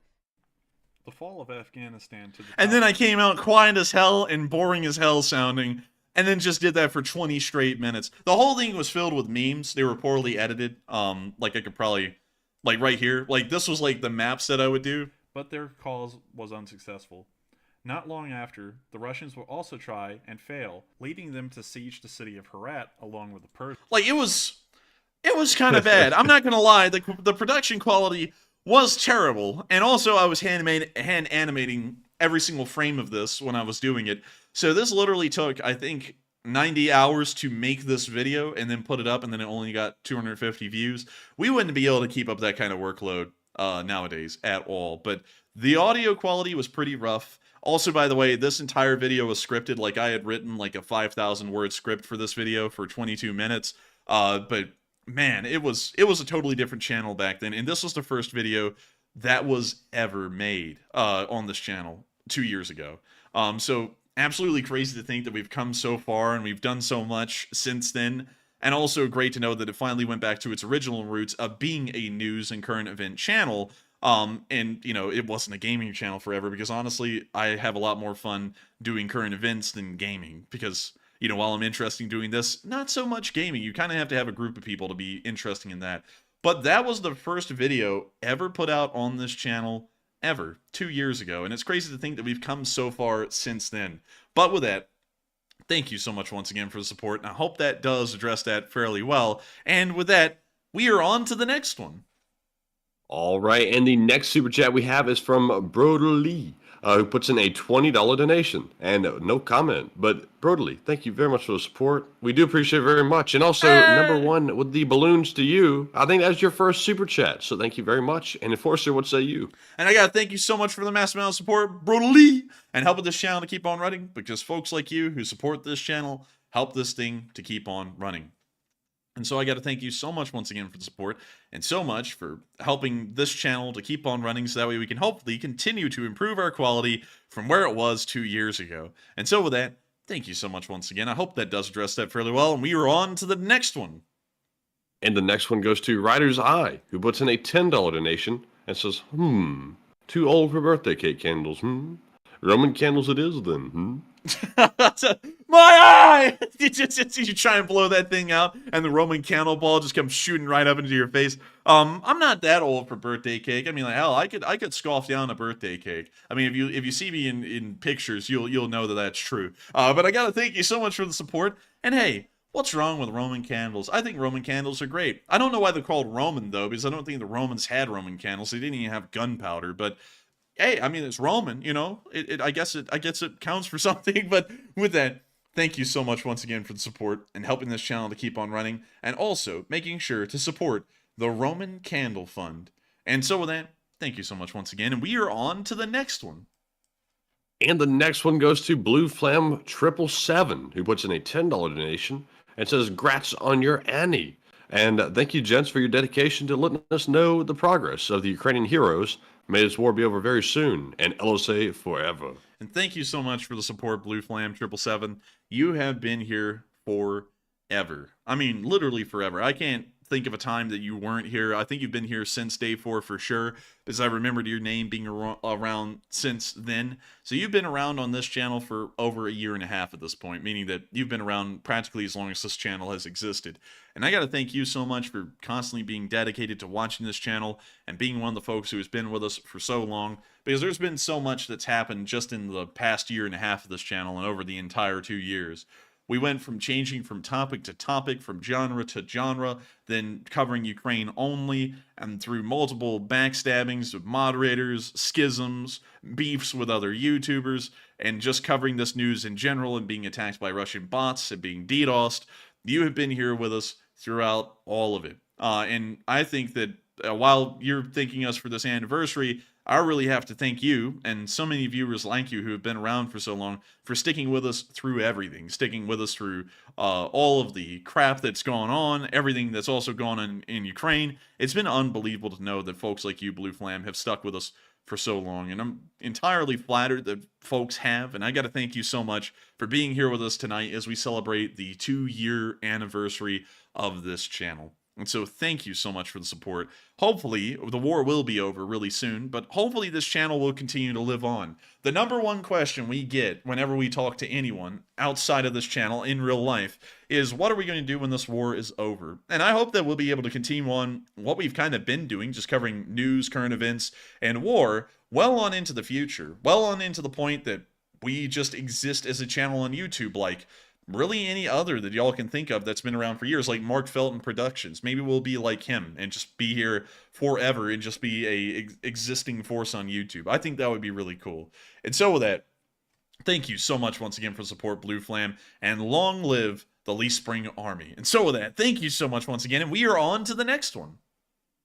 And the next one goes to Durrell, who puts in a $10 donation and says, happy 2 years, and thanks for everything y'all do. Slava Ukraine. And thank you so much for wishing us well on the 2-year anniversary of this channel, Jarrell. And thank you so much for being around for quite a while and supporting this channel and helping us to keep this thing rolling. And so thank you so much once again, and thank you for enjoying this channel. And Slava Ukraini, and long live the Lee Spring Army. And with that, we are on to the next one. And we have one from Wow So Smooth 2101, who puts in a $10 donation. That says, which Ukrainian city or oblast name is your favorite to say? I'm partial to Novoprofivka. I gotta be honest with you, one of my favorite ones to say is Cherkasy. Because for some reason, Cherkasy sounds like something that would be a slang word in the United States. Like, oh, you hitting that Cherkasy? I don't know why, but like I always think of that whenever I hear the town name. Maybe that's just me. I don't know. I mean, but I like Cherkasy. I think it's a fun name. And so with that, thank you so much once again for the support. And Matthew, what is your favorite town name inside of Ukraine? Kyiv. Oh, he's going with the mainstream. Yeah, I was like, oh, okay. All right. Well, with that, thank you so much. I'll let it keep it real simple. I was trying to mute it to cover up that cough, by the way. Oh man, well, you know, you got to do it sometimes. You know, you got to do it. But with that, thank you so much for the support. I hope that does address that fairly well. And with that, we are on to the next one. And the next one goes to Fighting Finn. And if you want to win, you hire a Finn, especially a fighting one. And they put in a $20 donation without a comment. But thank you very much for that support. And Enforcer, what say you? And I got to thank you so much, Fighting Finn, for the support. You have also been around for an incredibly long time on this channel. And while you didn't leave a comment, the support does help us to keep this thing rolling. And I'm so thankful that a lot of viewers continue to think about this channel and help to support us to keep this thing rolling. Because while fundraisers are amazing and continue to help people in Ukraine, we also do this as a job. And y'all's support helps us to be able to pay our bills, to be able to keep on doing this. And I got to thank you so much for thinking about that, thinking about us and supporting the channel. And while you didn't leave a comment, the support does help us to do everything that we are able to do on this channel. And so thank you so much once again. I hope that does address that fairly well. And with that, we're on to the next one, which comes from a first-time supporter, self-proclaimed, and also it's a massive amount of support. And so with that, what do we got, Matthew? And we have a $100 donation from Elder Media, and it is their first time. They said, long-time listener and first-time chatter, and I appreciate the work put into each and every stream, and Slava Ukraine. And thank you so much for the massive amount of support, Elder Media. And thank you for being a first-time supporter and a first-time chatter, the first time in the live chat. Of course, I think that's absolutely incredible. I think the two things that I find the coolest about the live chat is when people are like, oh my god, I finally made it to a live stream. That's like one of the coolest things I see in the live chat. And I'm like, oh my god, welcome. And like, it's really exciting for me. But another thing that's super exciting to me as well is when people say that they are a first-time chatter and they've been watching for a long time. Because I think it's just flattering, really, to me, that the channel was good enough that people who don't comment on YouTube comment on it. It just blows me away. And I gotta thank you so much for being a first-time chatter, and I hope that you stick around the live chat and get to meet folks and become friends with them here, because there's a lot of amazing and really neat people in the live chat. There are folks who own reef restoration companies, folks who are race car drivers, folks who work at SpaceX. If you can think of it as a job occupation, there is someone in this live chat who is doing it or has done it. And they're amazing folks, every single one of them, and all add a very special and unique piece to this channel. And so I've got to thank you so much for the support and also being a first-time chatter. I hope you enjoyed the live chat, and thank you for enjoying the work we put in. We try our damnedest to put in as much work as possible and to make sure that the news we put out is accurate. We don't bend to the will of the mob, we don't bend to the will of what people want to hear. We report it as it is by the picture and video evidence. And support like yours, and support like everyone gives, whether it be a few dollars or $100 or $500, every bit of support always helps us to keep this channel unique the way it is. We don't end up bending our will to the masses and just saying crap like, that just appeases people and it's what they want to hear. It's what the consensus is. Y'all help us to be able to report this war the way we do it. So I got to thank you so much for the massive amount of support and enjoying what we do. But support like yours helps us to be able to do what you like. And so with that, thank you so much once again, and Slava Ukraini. And with that, we are on to the next one. All right, and our next one goes to Bernard Butler, who puts in a very generous $50 donation as well. And thank you very much, Bernard, also for that support. And he said, thank you for your time. Slava to Enforcer and Matt. And what say you? And thank you so much for the support, Bernard Butler. And also, thank you so much for your time watching this channel.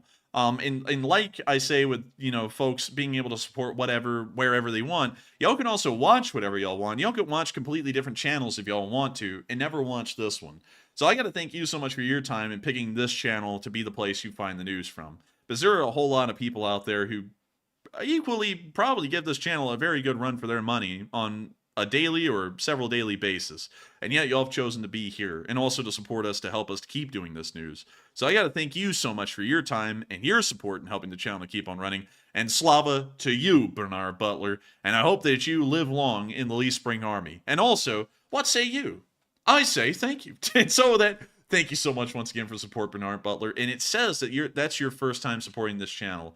I swear I've seen your name in the live chat a pretty good bit every once in a while. So I think you're a regular chatter. That may be your first time supporting, because I'm raking my brain so freaking hard here, because sometimes it gets that wrong. I feel like you have supported the channel before, but if that really is your first time supporting, thank you so much. And so with that, we are on to the next one. All right, and the next one goes to Jay Bagwell, who puts in a $10 donation. And thank you very much, Jay, for that support. He says, happy anniversary to you both. And if you have time, check out Thamestown in China, a town made to look like the UK. Interesting. You know what? We're going to check that out. Thamestown. Matthew said Thamestown. Dude, he's going to go to London. Thames. It could be any what you want. Man, I want to see that damn Thamestown. People in London going to be like, huh? What? Oh, man. Well, let's see. Where is this? So it's, oh, wait a minute. Shanghai. So it's near Shanghai. So here's Thamestown. From space, this looks like Crap Town right here. This looks like urban hell. But let's see what it really looks like. Oh, come on. All right. That looks a little bit like Kensington and Chelsea, but really fake. Like fake to the max. A rip-off artist. Damn rip-offs. We can see the darkness of the abyss staring back at my soul. Oh, now we see a church. I gotta say, that's not really a good attempt at an English church. That just looks like any generic church that was made of stone here in the United States for the most part. Yeah, Oh, no. It's the Chinese worst nightmare. What? A sweatshop. It's terrible. Man, it looks like Auschwitz in the middle of England. Well, I guess it's trying to, it's like mill inspired, but I gotta be honest with you, this is not giving me English mill vibes. This is giving me that kind of, we're liberating the camps kind of vibe. It's not the right one. And then we have what appears to be their attempt at a medieval street. And the Thames, or as Matthew would call it, the Thames bar. We're taming folks down in that bar. And we also have the riverfront, now with the smell of trash and sewage, most likely. I gotta be honest with y'all, this is not a good attempt at Britain, because I've been to Britain, and while this building actually looks like one that's in the middle of Slough a little bit, but hardly, it's not really that good of an attempt at it. It could be a lot better, but really bizarre. And also, Matthew, you know why the Chinese do stuff like this? Because they're trying to attract the British. No, because they're trying to keep Chinese people inside of China and not want them to travel abroad. Because the argument that the Chinese government makes is, why would a Chinese person travel to Britain on vacation when they could just travel to Thamstown in Shanghai and go to Britain there? So that way they never have to leave the country and see what the outside world looks like. It's encouraging them to stay in China without forcing them to stay in China. That's kind of wild. It's kind of like saying the Americans will stay in America because they have, the little international park at Disney World. Yeah, it kind of is like that, but what's even weirder is that they do that for every major European country. They also have a fake Paris somewhere in China as well, but I forgot where that was. But if any of y'all in the live chat can find that for me, I will pull it up and show Matthew, because I'm sure his mind will be blown. Because they built a 1-to-1 replica of the Eiffel Tower inside of this place. Like, it literally looks like Paris, but it's in China, and it's a complete knockoff. But anyways, that is something really cool to talk about, Jay, and something that I think would be a really good video essay topic is the fake cities inside of China that imitate foreign countries to keep Chinese people in China. But with that, thank you so much once again for support, and thank you, Jay, for wishing us a happy anniversary and also being here since the very start of this channel as well. Truly an old guard through and through, and also one of my favorite viewers, more so friend, because we have done things with you in real life, like gone to the range, and you are an incredibly cool person and also have an amazing family as well. And so if your whole family is watching tonight, gotta say every single one of y'all are absolutely the best. And thank y'all for being friends of Matthew and mine, and also being viewers of this channel. And so thank y'all so much once again. And with that, we are on to the next one. And the next one goes to another channel legend, Rob Eisman, who puts in a $20 donation. And welcome back, Rob. He says, been off the reservation, and congrats for 2 years. Unbelievable. Also, always thanking the LSA, LSAF, LSMC, and Ellison members for their best and most supportive people I know. And I'm sincerely grateful to be a part. Run silent, run deep.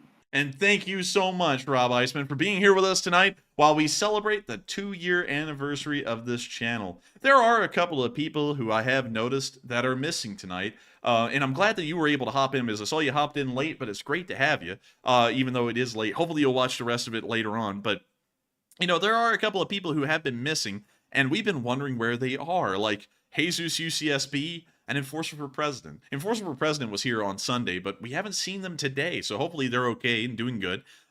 Because we were like, oh man, like, where are they?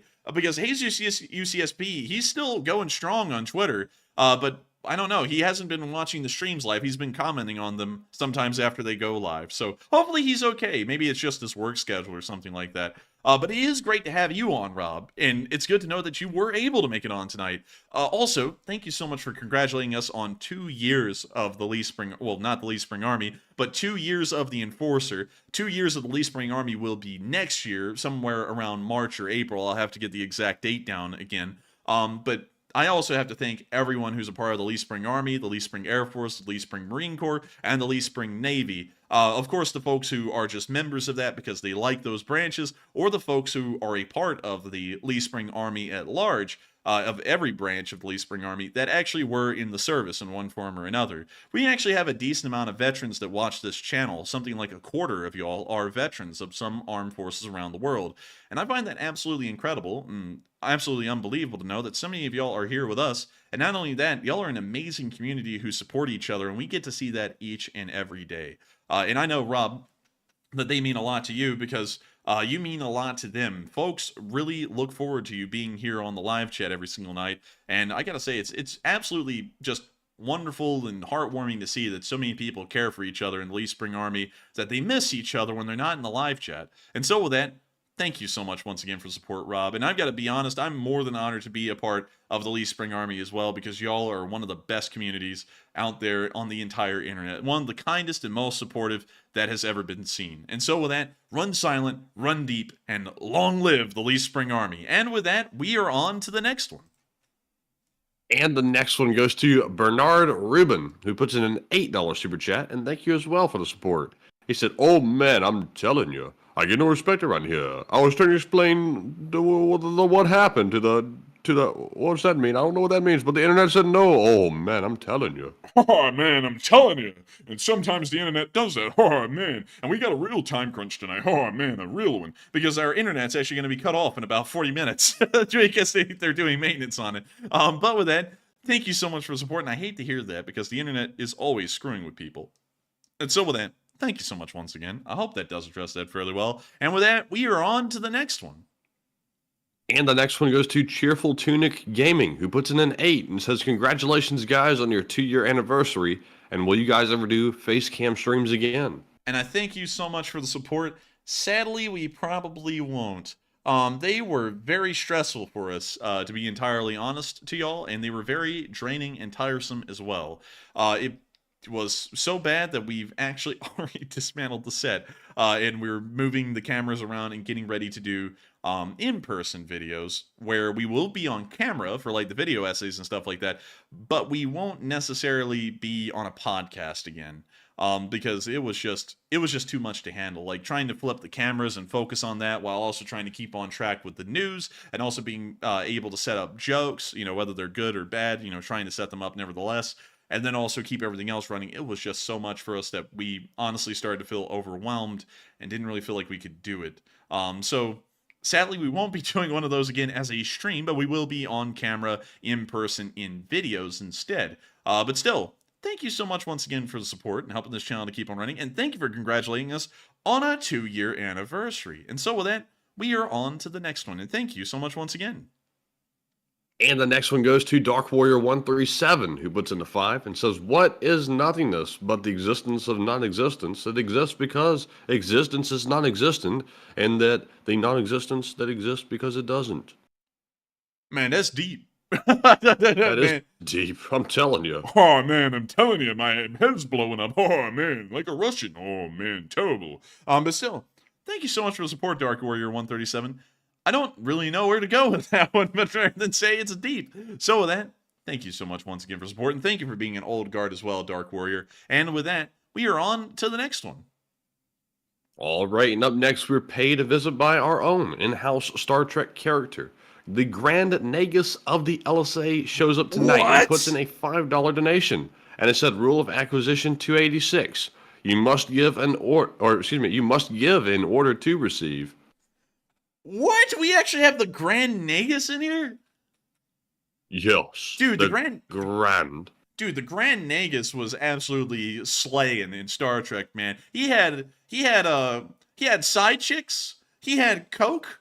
I mean, that man was kicking it. He was a pimp. He wasn't the Grand Nagus. He was just a straight up pimp in space. A pimp named Slickback. Yes, sir. But anyways, moving on from that, Matthew is not going to get that reference probably until later. No. But anyways, thank you so much for sharing a rule of acquisition. And I also got to thank you so much for the support, because I guess that is also keeping up with the rules of acquisition, I suppose. But thank you so much once again for being our Grand Nagus of the LSA. And I got to say, and also, Marcia Tucker was saying we had the Grand Nagus here many times. I don't think the Grand Nagus has supported us much, and it's never really hit me until now that that's a Star Trek reference, which we were huge Trekkie nerds when we were in our teens, both Matthew and me. And so with that, thank you so much once again, Grand Nagus of the LSA, for your support, and I hope that does address that fairly well. And with that, we are on to the next one. And the next one goes to Jolly, who puts in the 5 and says, happy 2-year anniversary, guys. And whatever happened to the Pirates of Bakhmut and Barney and Friends? Well, hate to tell you, but it's kind of like that ending of the movie where everyone has a fun time and they go, yes, we finally did the car wash fund. And then it goes to the song and it's like, why can't we be friends? And then it shows like a little like text box beside each person. It's like so-and-so died in a gang shooting 6 months later. Like, we're at that part right now with the Pirates of Bakhmut and Barney and Friends. All of them are dead, for the most part. So, well, at least on the Russian side, they're all dead. So that's kind of the ending to that story. It's literally like a movie from the 90s with a little updates on where everyone is at the end of the movie. But beyond that, I hope that does address that fairly well. And also, thank you for the happy anniversary for 2 years of The Enforcer. That's actually crazy to think it's been 2 years running this channel. I can't even wrap my head around how long that is and how short of a time it's felt. Like, I can honestly probably do this for 15 to 20 years and it would just pass me by like there was nothing, like nothing even happened. But still, Thank you so much once again for support. I hope that does address that fairly well. And with that, we are on to the next one. And up next, we have a $5 super chat from SY Tiger 907 who puts in a 5 and says, "Hi, Enforcer from Anchorage." In Anchorage, Alaska. It's named Anchorage because it served as a great anchorage for ships of the time. It's also the largest city in Alaska as well, in case y'all didn't know. And it ends right out here. Did y'all know that Alaska, much like the state of Wyoming, has a large problem with depression and suicide because people are heavily isolated in these areas and lack of human contact can actually lead to clinical depression? It's actually kind of a sad fact. I don't know why in the world I had to throw such a dark and heavy fact on all of y'all right there, but it's actually a pretty tough fact of living out there in the frontier, and I hope that you don't have to deal with that at all, being from Anchorage, Alaska. It is the biggest city in Alaska, so hopefully that's not a big issue. But thank you so much for the support and being a Lee Spring Army member from Alaska. And so with that, I hope that does address that fairly well. Thank you so much once again. And with that, we are on to the next one. And the next one goes to Evanescent Wave, who puts in a $20 donation. And they said, "Thanks for struggling through illnesses, going to school, and still doing the show." And thank you for the support as well. And also, we do struggle through the illnesses because you gotta, because the show has to go on. But Enforcer, what say you? And I gotta thank you so much, Evanescent Wave, for appreciating the grind that we do on this channel. We keep this thing running day in, day out, rain, sleet, or snow, sickness and in health. Now, every once in a while, the sickness has gotten bad enough in the past that we just canceled shows. But going here forward, if one of us is sick, well, really, if Matthew is sick, I'm going to be on air trying to still run the show solo, because we actually found out that running it solo doesn't actually go that bad. It can be run that way. It's just that there are some elements missing on the stream, like polls, and also like a good moderation. Most of those things are missing, which is a very big thing that Matthew does, which is really important for this channel, but he can still run. So we are probably going to try and run this thing all out 6 days a week. Sickness, health, rain, sleet, and snow, and everything else involved. And I got to thank you so much for the support and appreciating that about this channel, and also supporting us so that way we can keep doing crazy things like that, regardless of our own condition. And so with that, thank you once again, and we are on to the next one. And the next one goes to That Mom, who puts in a 20 and says, "Happy 2 years, and hope you hear from many more. And unfortunately, there will always be another war to cover." And I gotta thank you for the support, That Mom, ended that on a freaking dark note right there. And you're exactly right. While it is a bit of a dark note, there always will be wars going on in the world. While Ukraine will be dying down, wars in Central Africa and the Middle East will still be going on and will still be beginning. And wars in East Asia and coups as well will still be going on. It's just the way of the world for it to be consumed in chaos and war. But we might be around to cover all of them in the future, one piece at a time. But thank you so much for congratulating us on 2 years, and hopefully there will be many more years of the Enforcer channel, and even greater years for the Lee Spring Army. And so with that, thank you so much once again for support, That Mom. I hope that does address that fairly well, and thank you so much once again for helping this channel to keep on running. And with that, we are on to the next one. And the next one goes to Little Jam, who puts in a 10 and says, "Great stream, guys, and here's for the hot tea fund." Hey, thank you so much, Eternal Jam. Matthew, I wonder, if the jam is eternal, is the jelly immortal? I guess so. Man, that would be one hell of a sandwich right there. An immortal, like an eternal jam and an immortal jelly sandwich. You would probably ascend. Like you would ascend if you took a bite of that thing. But still, thank you for the support. And also, Matthew, can you reread the super chat? Because for some reason, it literally just disappeared out of my mind when I was going back to address it. It says, "Great stream, guys." And thank you so much for enjoying the stream. And so with that, I hope that does address that fairly well. And we are on to the next one. And the next one goes to CK Bold, who puts in a 5 and says, "Take a live chat question." And we will, CK Bold. And thank you very much for the support as always. And the live chat question goes to Barry, who says, "Do we know who killed the MI8 crew, and was it the Russian pilot?" Oh, no, it was actually Ukrainian Special Forces. The Russian crew in the MI8 went, "Oh, bleh!" And they hopped out with, from what we understand how the story went, they hopped out with AK-74 carbines, and then the Special Forces just gassed them once they stepped out of the helicopter. So that was how the story went, but we don't really know the exact details. We just know that the Ukrainian Special Forces were the ones who ended up greasing them. And so with that, I hope that does address that fairly well. And thank you, CK Bull, for sponsoring that live chat. And with that, we are on to the next one. And this one goes to Bartimus, who puts in a 5 and says, looks like a miss in the field, no casualties or damaged infrastructure, and NATO isn't going to declare over this, and especially if Romania brushed it off. And I thank you for the support, and you're largely correct on all those statements. However, one cannot deny that that is directly within the confines of Article 6, which makes it a very serious issue because, you know, you could say the same thing about the Cuban Missile Crisis. Sure, the Soviets put nuclear weapons in Cuba and were blockading Cuba, and a destroyer just depth-charged a Soviet submarine and forced it to the surface, but clearly we're not going to be going into any kind of a major war with the Soviets or a nuclear exchange with them. And that would be true. You know, that's a true statement, but still, it doesn't negate that it was it's a serious event that happened, and there is a lot of room, a lot of valid room that isn't just trying to exaggerate for further escalation into an actual conventional war based off of what happened. It directly falls within the confines of Article 6, but you are correct, it didn't turn into a major issue, but nevertheless, it is a serious violation of Romania's sovereignty and also falls directly within Article 6. But with that, thank you so much once again for support, and I hope that does address that fairly well. And with that, we are on to the next one. And the next one goes to Mr. Lunchtime, who puts in a 5 and says, happy anniversary, my friend, and I hope the war will be over soon, and stay toasty, my friends. And thank you so much for the support and helping the channel to keep on running. We will try and stay toasty. Matthew's probably too toasty with fevers right now. He needs to cool down with like an ice bath or something, which honestly would make it even worse. But still, thank you so much for the support and the kind wishes as well. And so with that, we are on to the next one. But before we do, Matthew just put in a comment in the live chat that said the show can run without Matt. And then it goes, whoa. And I don't mean it like that at all. Matthew is a very important member of the Lee Spring Army and the Enforcer channel. He does a lot behind the scenes that makes this channel run incredibly smoothly when we're live on air.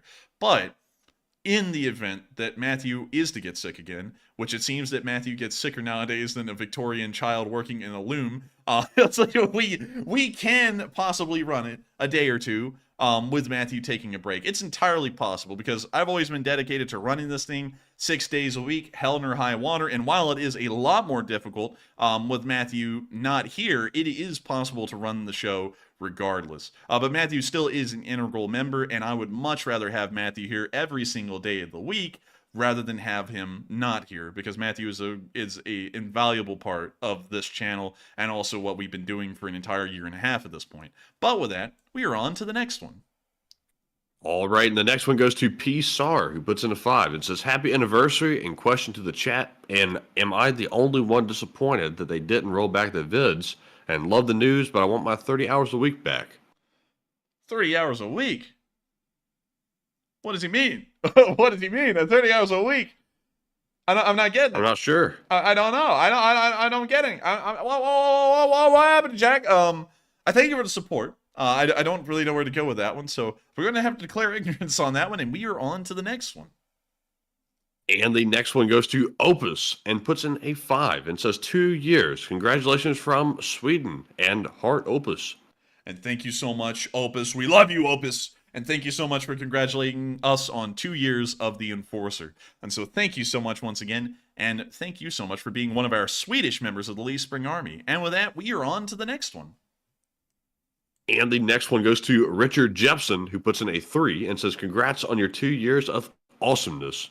And thank you, Richard. And thank you so much, Richard, for the congratulations on 2 years of absolute awesomeness. And being the operator, host, and CEO of Enforcer Media, I have to say that it is the best channel out there. You just can't beat it. I mean, it's just absolutely incredible. We put everyone else to shame. And so thank you for the support. And I'm just kidding, by the way. There are some really good channels out there that really do give us a run for our money when it comes to Ukraine war reporting.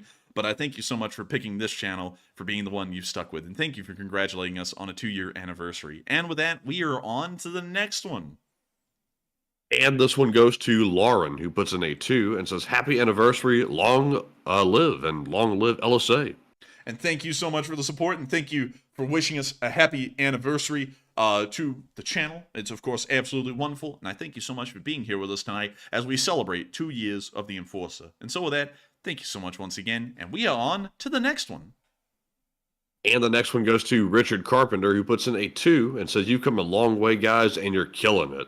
And thank you so much for the kind words. I have to admit, we have come a long way since that first video. No one can say that like, when people come in here and say, oh, the quality has markedly dropped since the start of this channel. I know they're liars, because I go back and watch that video every once in a while and listen to it, and I'm like, damn, that sucked. That was just terrible. Like, it wasn't even good. But anyways, thank you so much for the support and helping the channel to keep on running, and hopefully it'll be up and up from here. And so with that, we are on to the next one. And also, someone just said, I still like some YouTuber, even though you guys don't get along. We get along fine with him. We don't have a problem with him. I don't know where you got that from. But anyways, with that, we are on to the next one.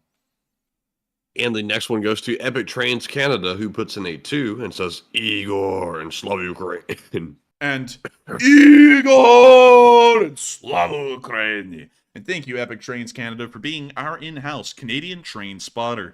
And so thank you so much once again, and we are on to the next one.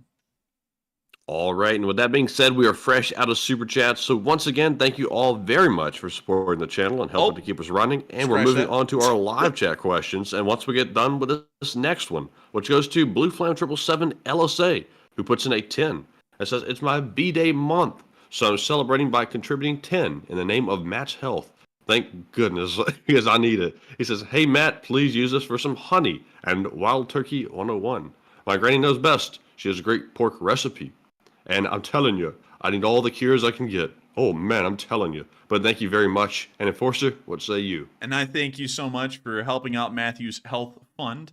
It's going to be something for sure to try and get him better. It's going to cost a large amount of money, and we are going to be going into debt for that. But I do thank you so much for the support and helping this channel to keep on running, because that will help us out in getting Matthew the medical attention he needs. We're going to turn him into RoboCop. But still, thank you so much once again. And we will try and get him some wild turkey. I will try and find some, I promise you. And so with that, thank you so much once again. I hope that does address that fairly well. And with that, we are on into the live chats. We're going to address the Morse code message in 3 live chats, and then we're going to round out tonight's stream. As we try and extend it any longer, Spectrum is probably going to cut out the internet, because that's actually supposed to be happening in like 20 minutes. And so with that, we are on to the Morse code. And the Morse code tonight was solved by Cliff Simonson, Mark Hodges, Earl Bernew, Paul Schultz, and Tight Lines LSO.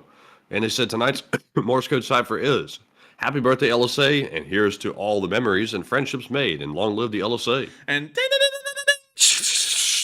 And that's the sound of money, and y'all got that dead on the nail. It was, of course, an amazing night celebrating 2 years of the Enforcer with all of y'all, and I gotta thank y'all so much for being here with us, and also I gotta thank the Morse code readers for getting the Morse code right tonight. And so with that, thank y'all once again, and we are on to the third to last question of the night. And this one goes to Lars Andrews, who says, why does Ukraine not have M135 Gatling guns like in the Predator movie? They don't have them because nobody really likes to use them. They're very expensive guns, and also they're very expensive to use. So nobody really ended up using them much. They're still cool though. You can't lie. And also that video of the Mexican like federal army using one of those Gatling guns from a helicopter to spray down a cartel leader inside of his house. That was pretty cool. But beyond that, they're not really used much nowadays. But with that, I hope that does address that fairly well. And we are on to the second to last question of the night. And this one goes to James Post, who says, I read an article today saying that Belgium wouldn't send any of their F-16s because they were too worn out. And even if this is the case, would there any value in them for spare parts? Yes, there would be value in them for spare parts. I haven't heard that statement today. I'll have to go around and look for it. That may be one that I missed on the radar, though. But that would be really weird. Well, actually, I'm sorry. No. It's actually the Dutch providing their F-16s right now. So, yes, the Belgians could actually get theirs sent for spare parts, but also that would be really weird of the Belgians to say our entire Air Force is unusable because it's so old and worn out. It's like, well, wait a minute, how in the world do you even have an Air Force then? Because you're saying that you can't even fly them yourselves. But anyways, I hope that kind of addresses that fairly well, because you could use them for spare parts technically. And so with that, we are on to the final question of the night. And so, who is the lucky last person to throw in the lucky last question of the night? And that viewer is M. Fonts, who says, is it true that Poland plans to extradite Ukrainians who left the country after the invasion? And would other European countries do the same? That sounds crazy. Could you reread that one again? Is it true that Poland plans to extradite Ukrainians who left the country after the invasion? And would other European countries do the same? It sounds crazy. From what I've heard, it's starting to become a bit of a possibility. I don't actually think that's insane because this is actually being done on the request of the Ukrainian government, and these Ukrainians didn't leave the country under the premise they were going to become permanent residents or citizens of the countries they were fleeing to. There was a plan to eventually return them to Ukraine when the situation stabilized, and at this moment, it's certainly started to stabilize a great degree. The front line isn't moving deeper into Ukraine, it's moving out of Ukraine.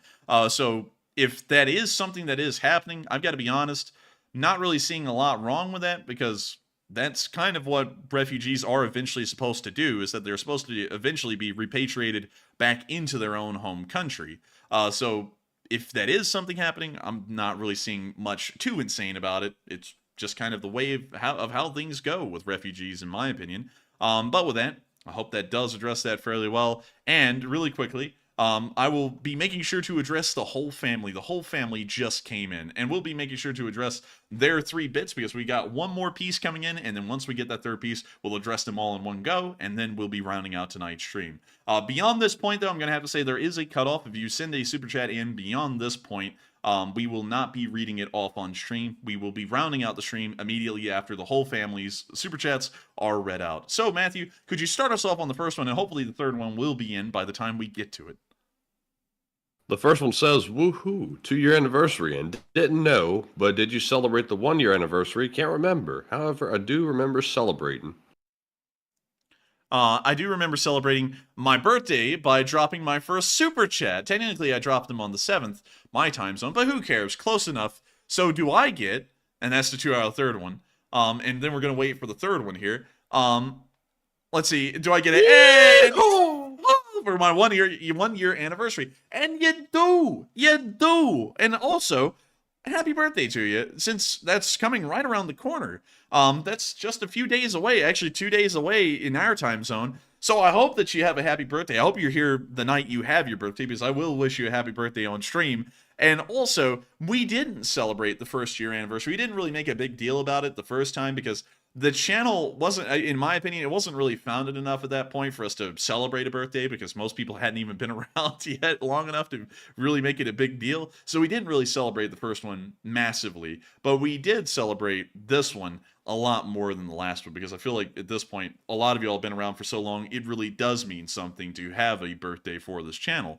But with that, I hope that does address that fairly well, and thank you so much to the whole family for supporting this channel, and also throwing in a really good question to round out tonight's stream. And with that, that is the end. I thank every single one of y'all so much, once again, for watching tonight. It's been an absolute honor to know that 6.4 thousand of y'all were here with us tonight. The lag screwed us over viewership-wise. It ended up booting a lot of folks out, so, you know, you can actually see it on the chart when we ran into lag, like the chart was going up into space, and then it just flattened out and had a lot of problems throughout the whole stream. But I think I think all of y'all, the 6.4 thousand of y'all that have been here tonight, for sticking with us through all of the lag issues and also celebrating the 2-year anniversary of this channel. If y'all did enjoy, please make sure to subscribe, like, and comment, because folks like y'all help this channel to keep on running through y'all support in the super chats, and also by hitting the like button, commenting, and also subscribing. And so, of course, thank you all so much once again for watching. I will see you all tomorrow at 10 p.m. Eastern Time to cover the next 24 hours of the news of the war in Ukraine. Good night, good luck, take care, stay safe, and Slava Ukraini, and long live the Lee Spring Army. And good night, folks. Thank you all for another great stream, and we'll see you tomorrow. And Slava Ukraine. Yes. The Lee Spring Army sends its regards.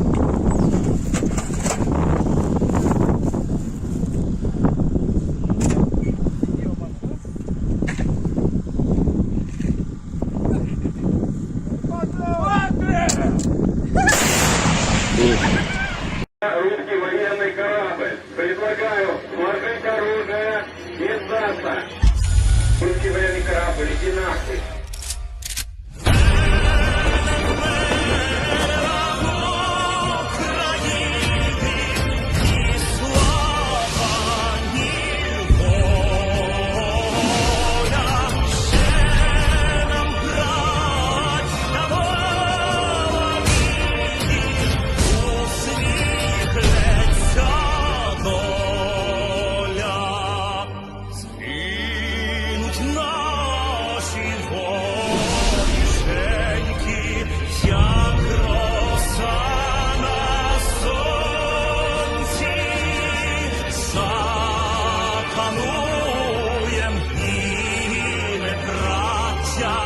у свободі.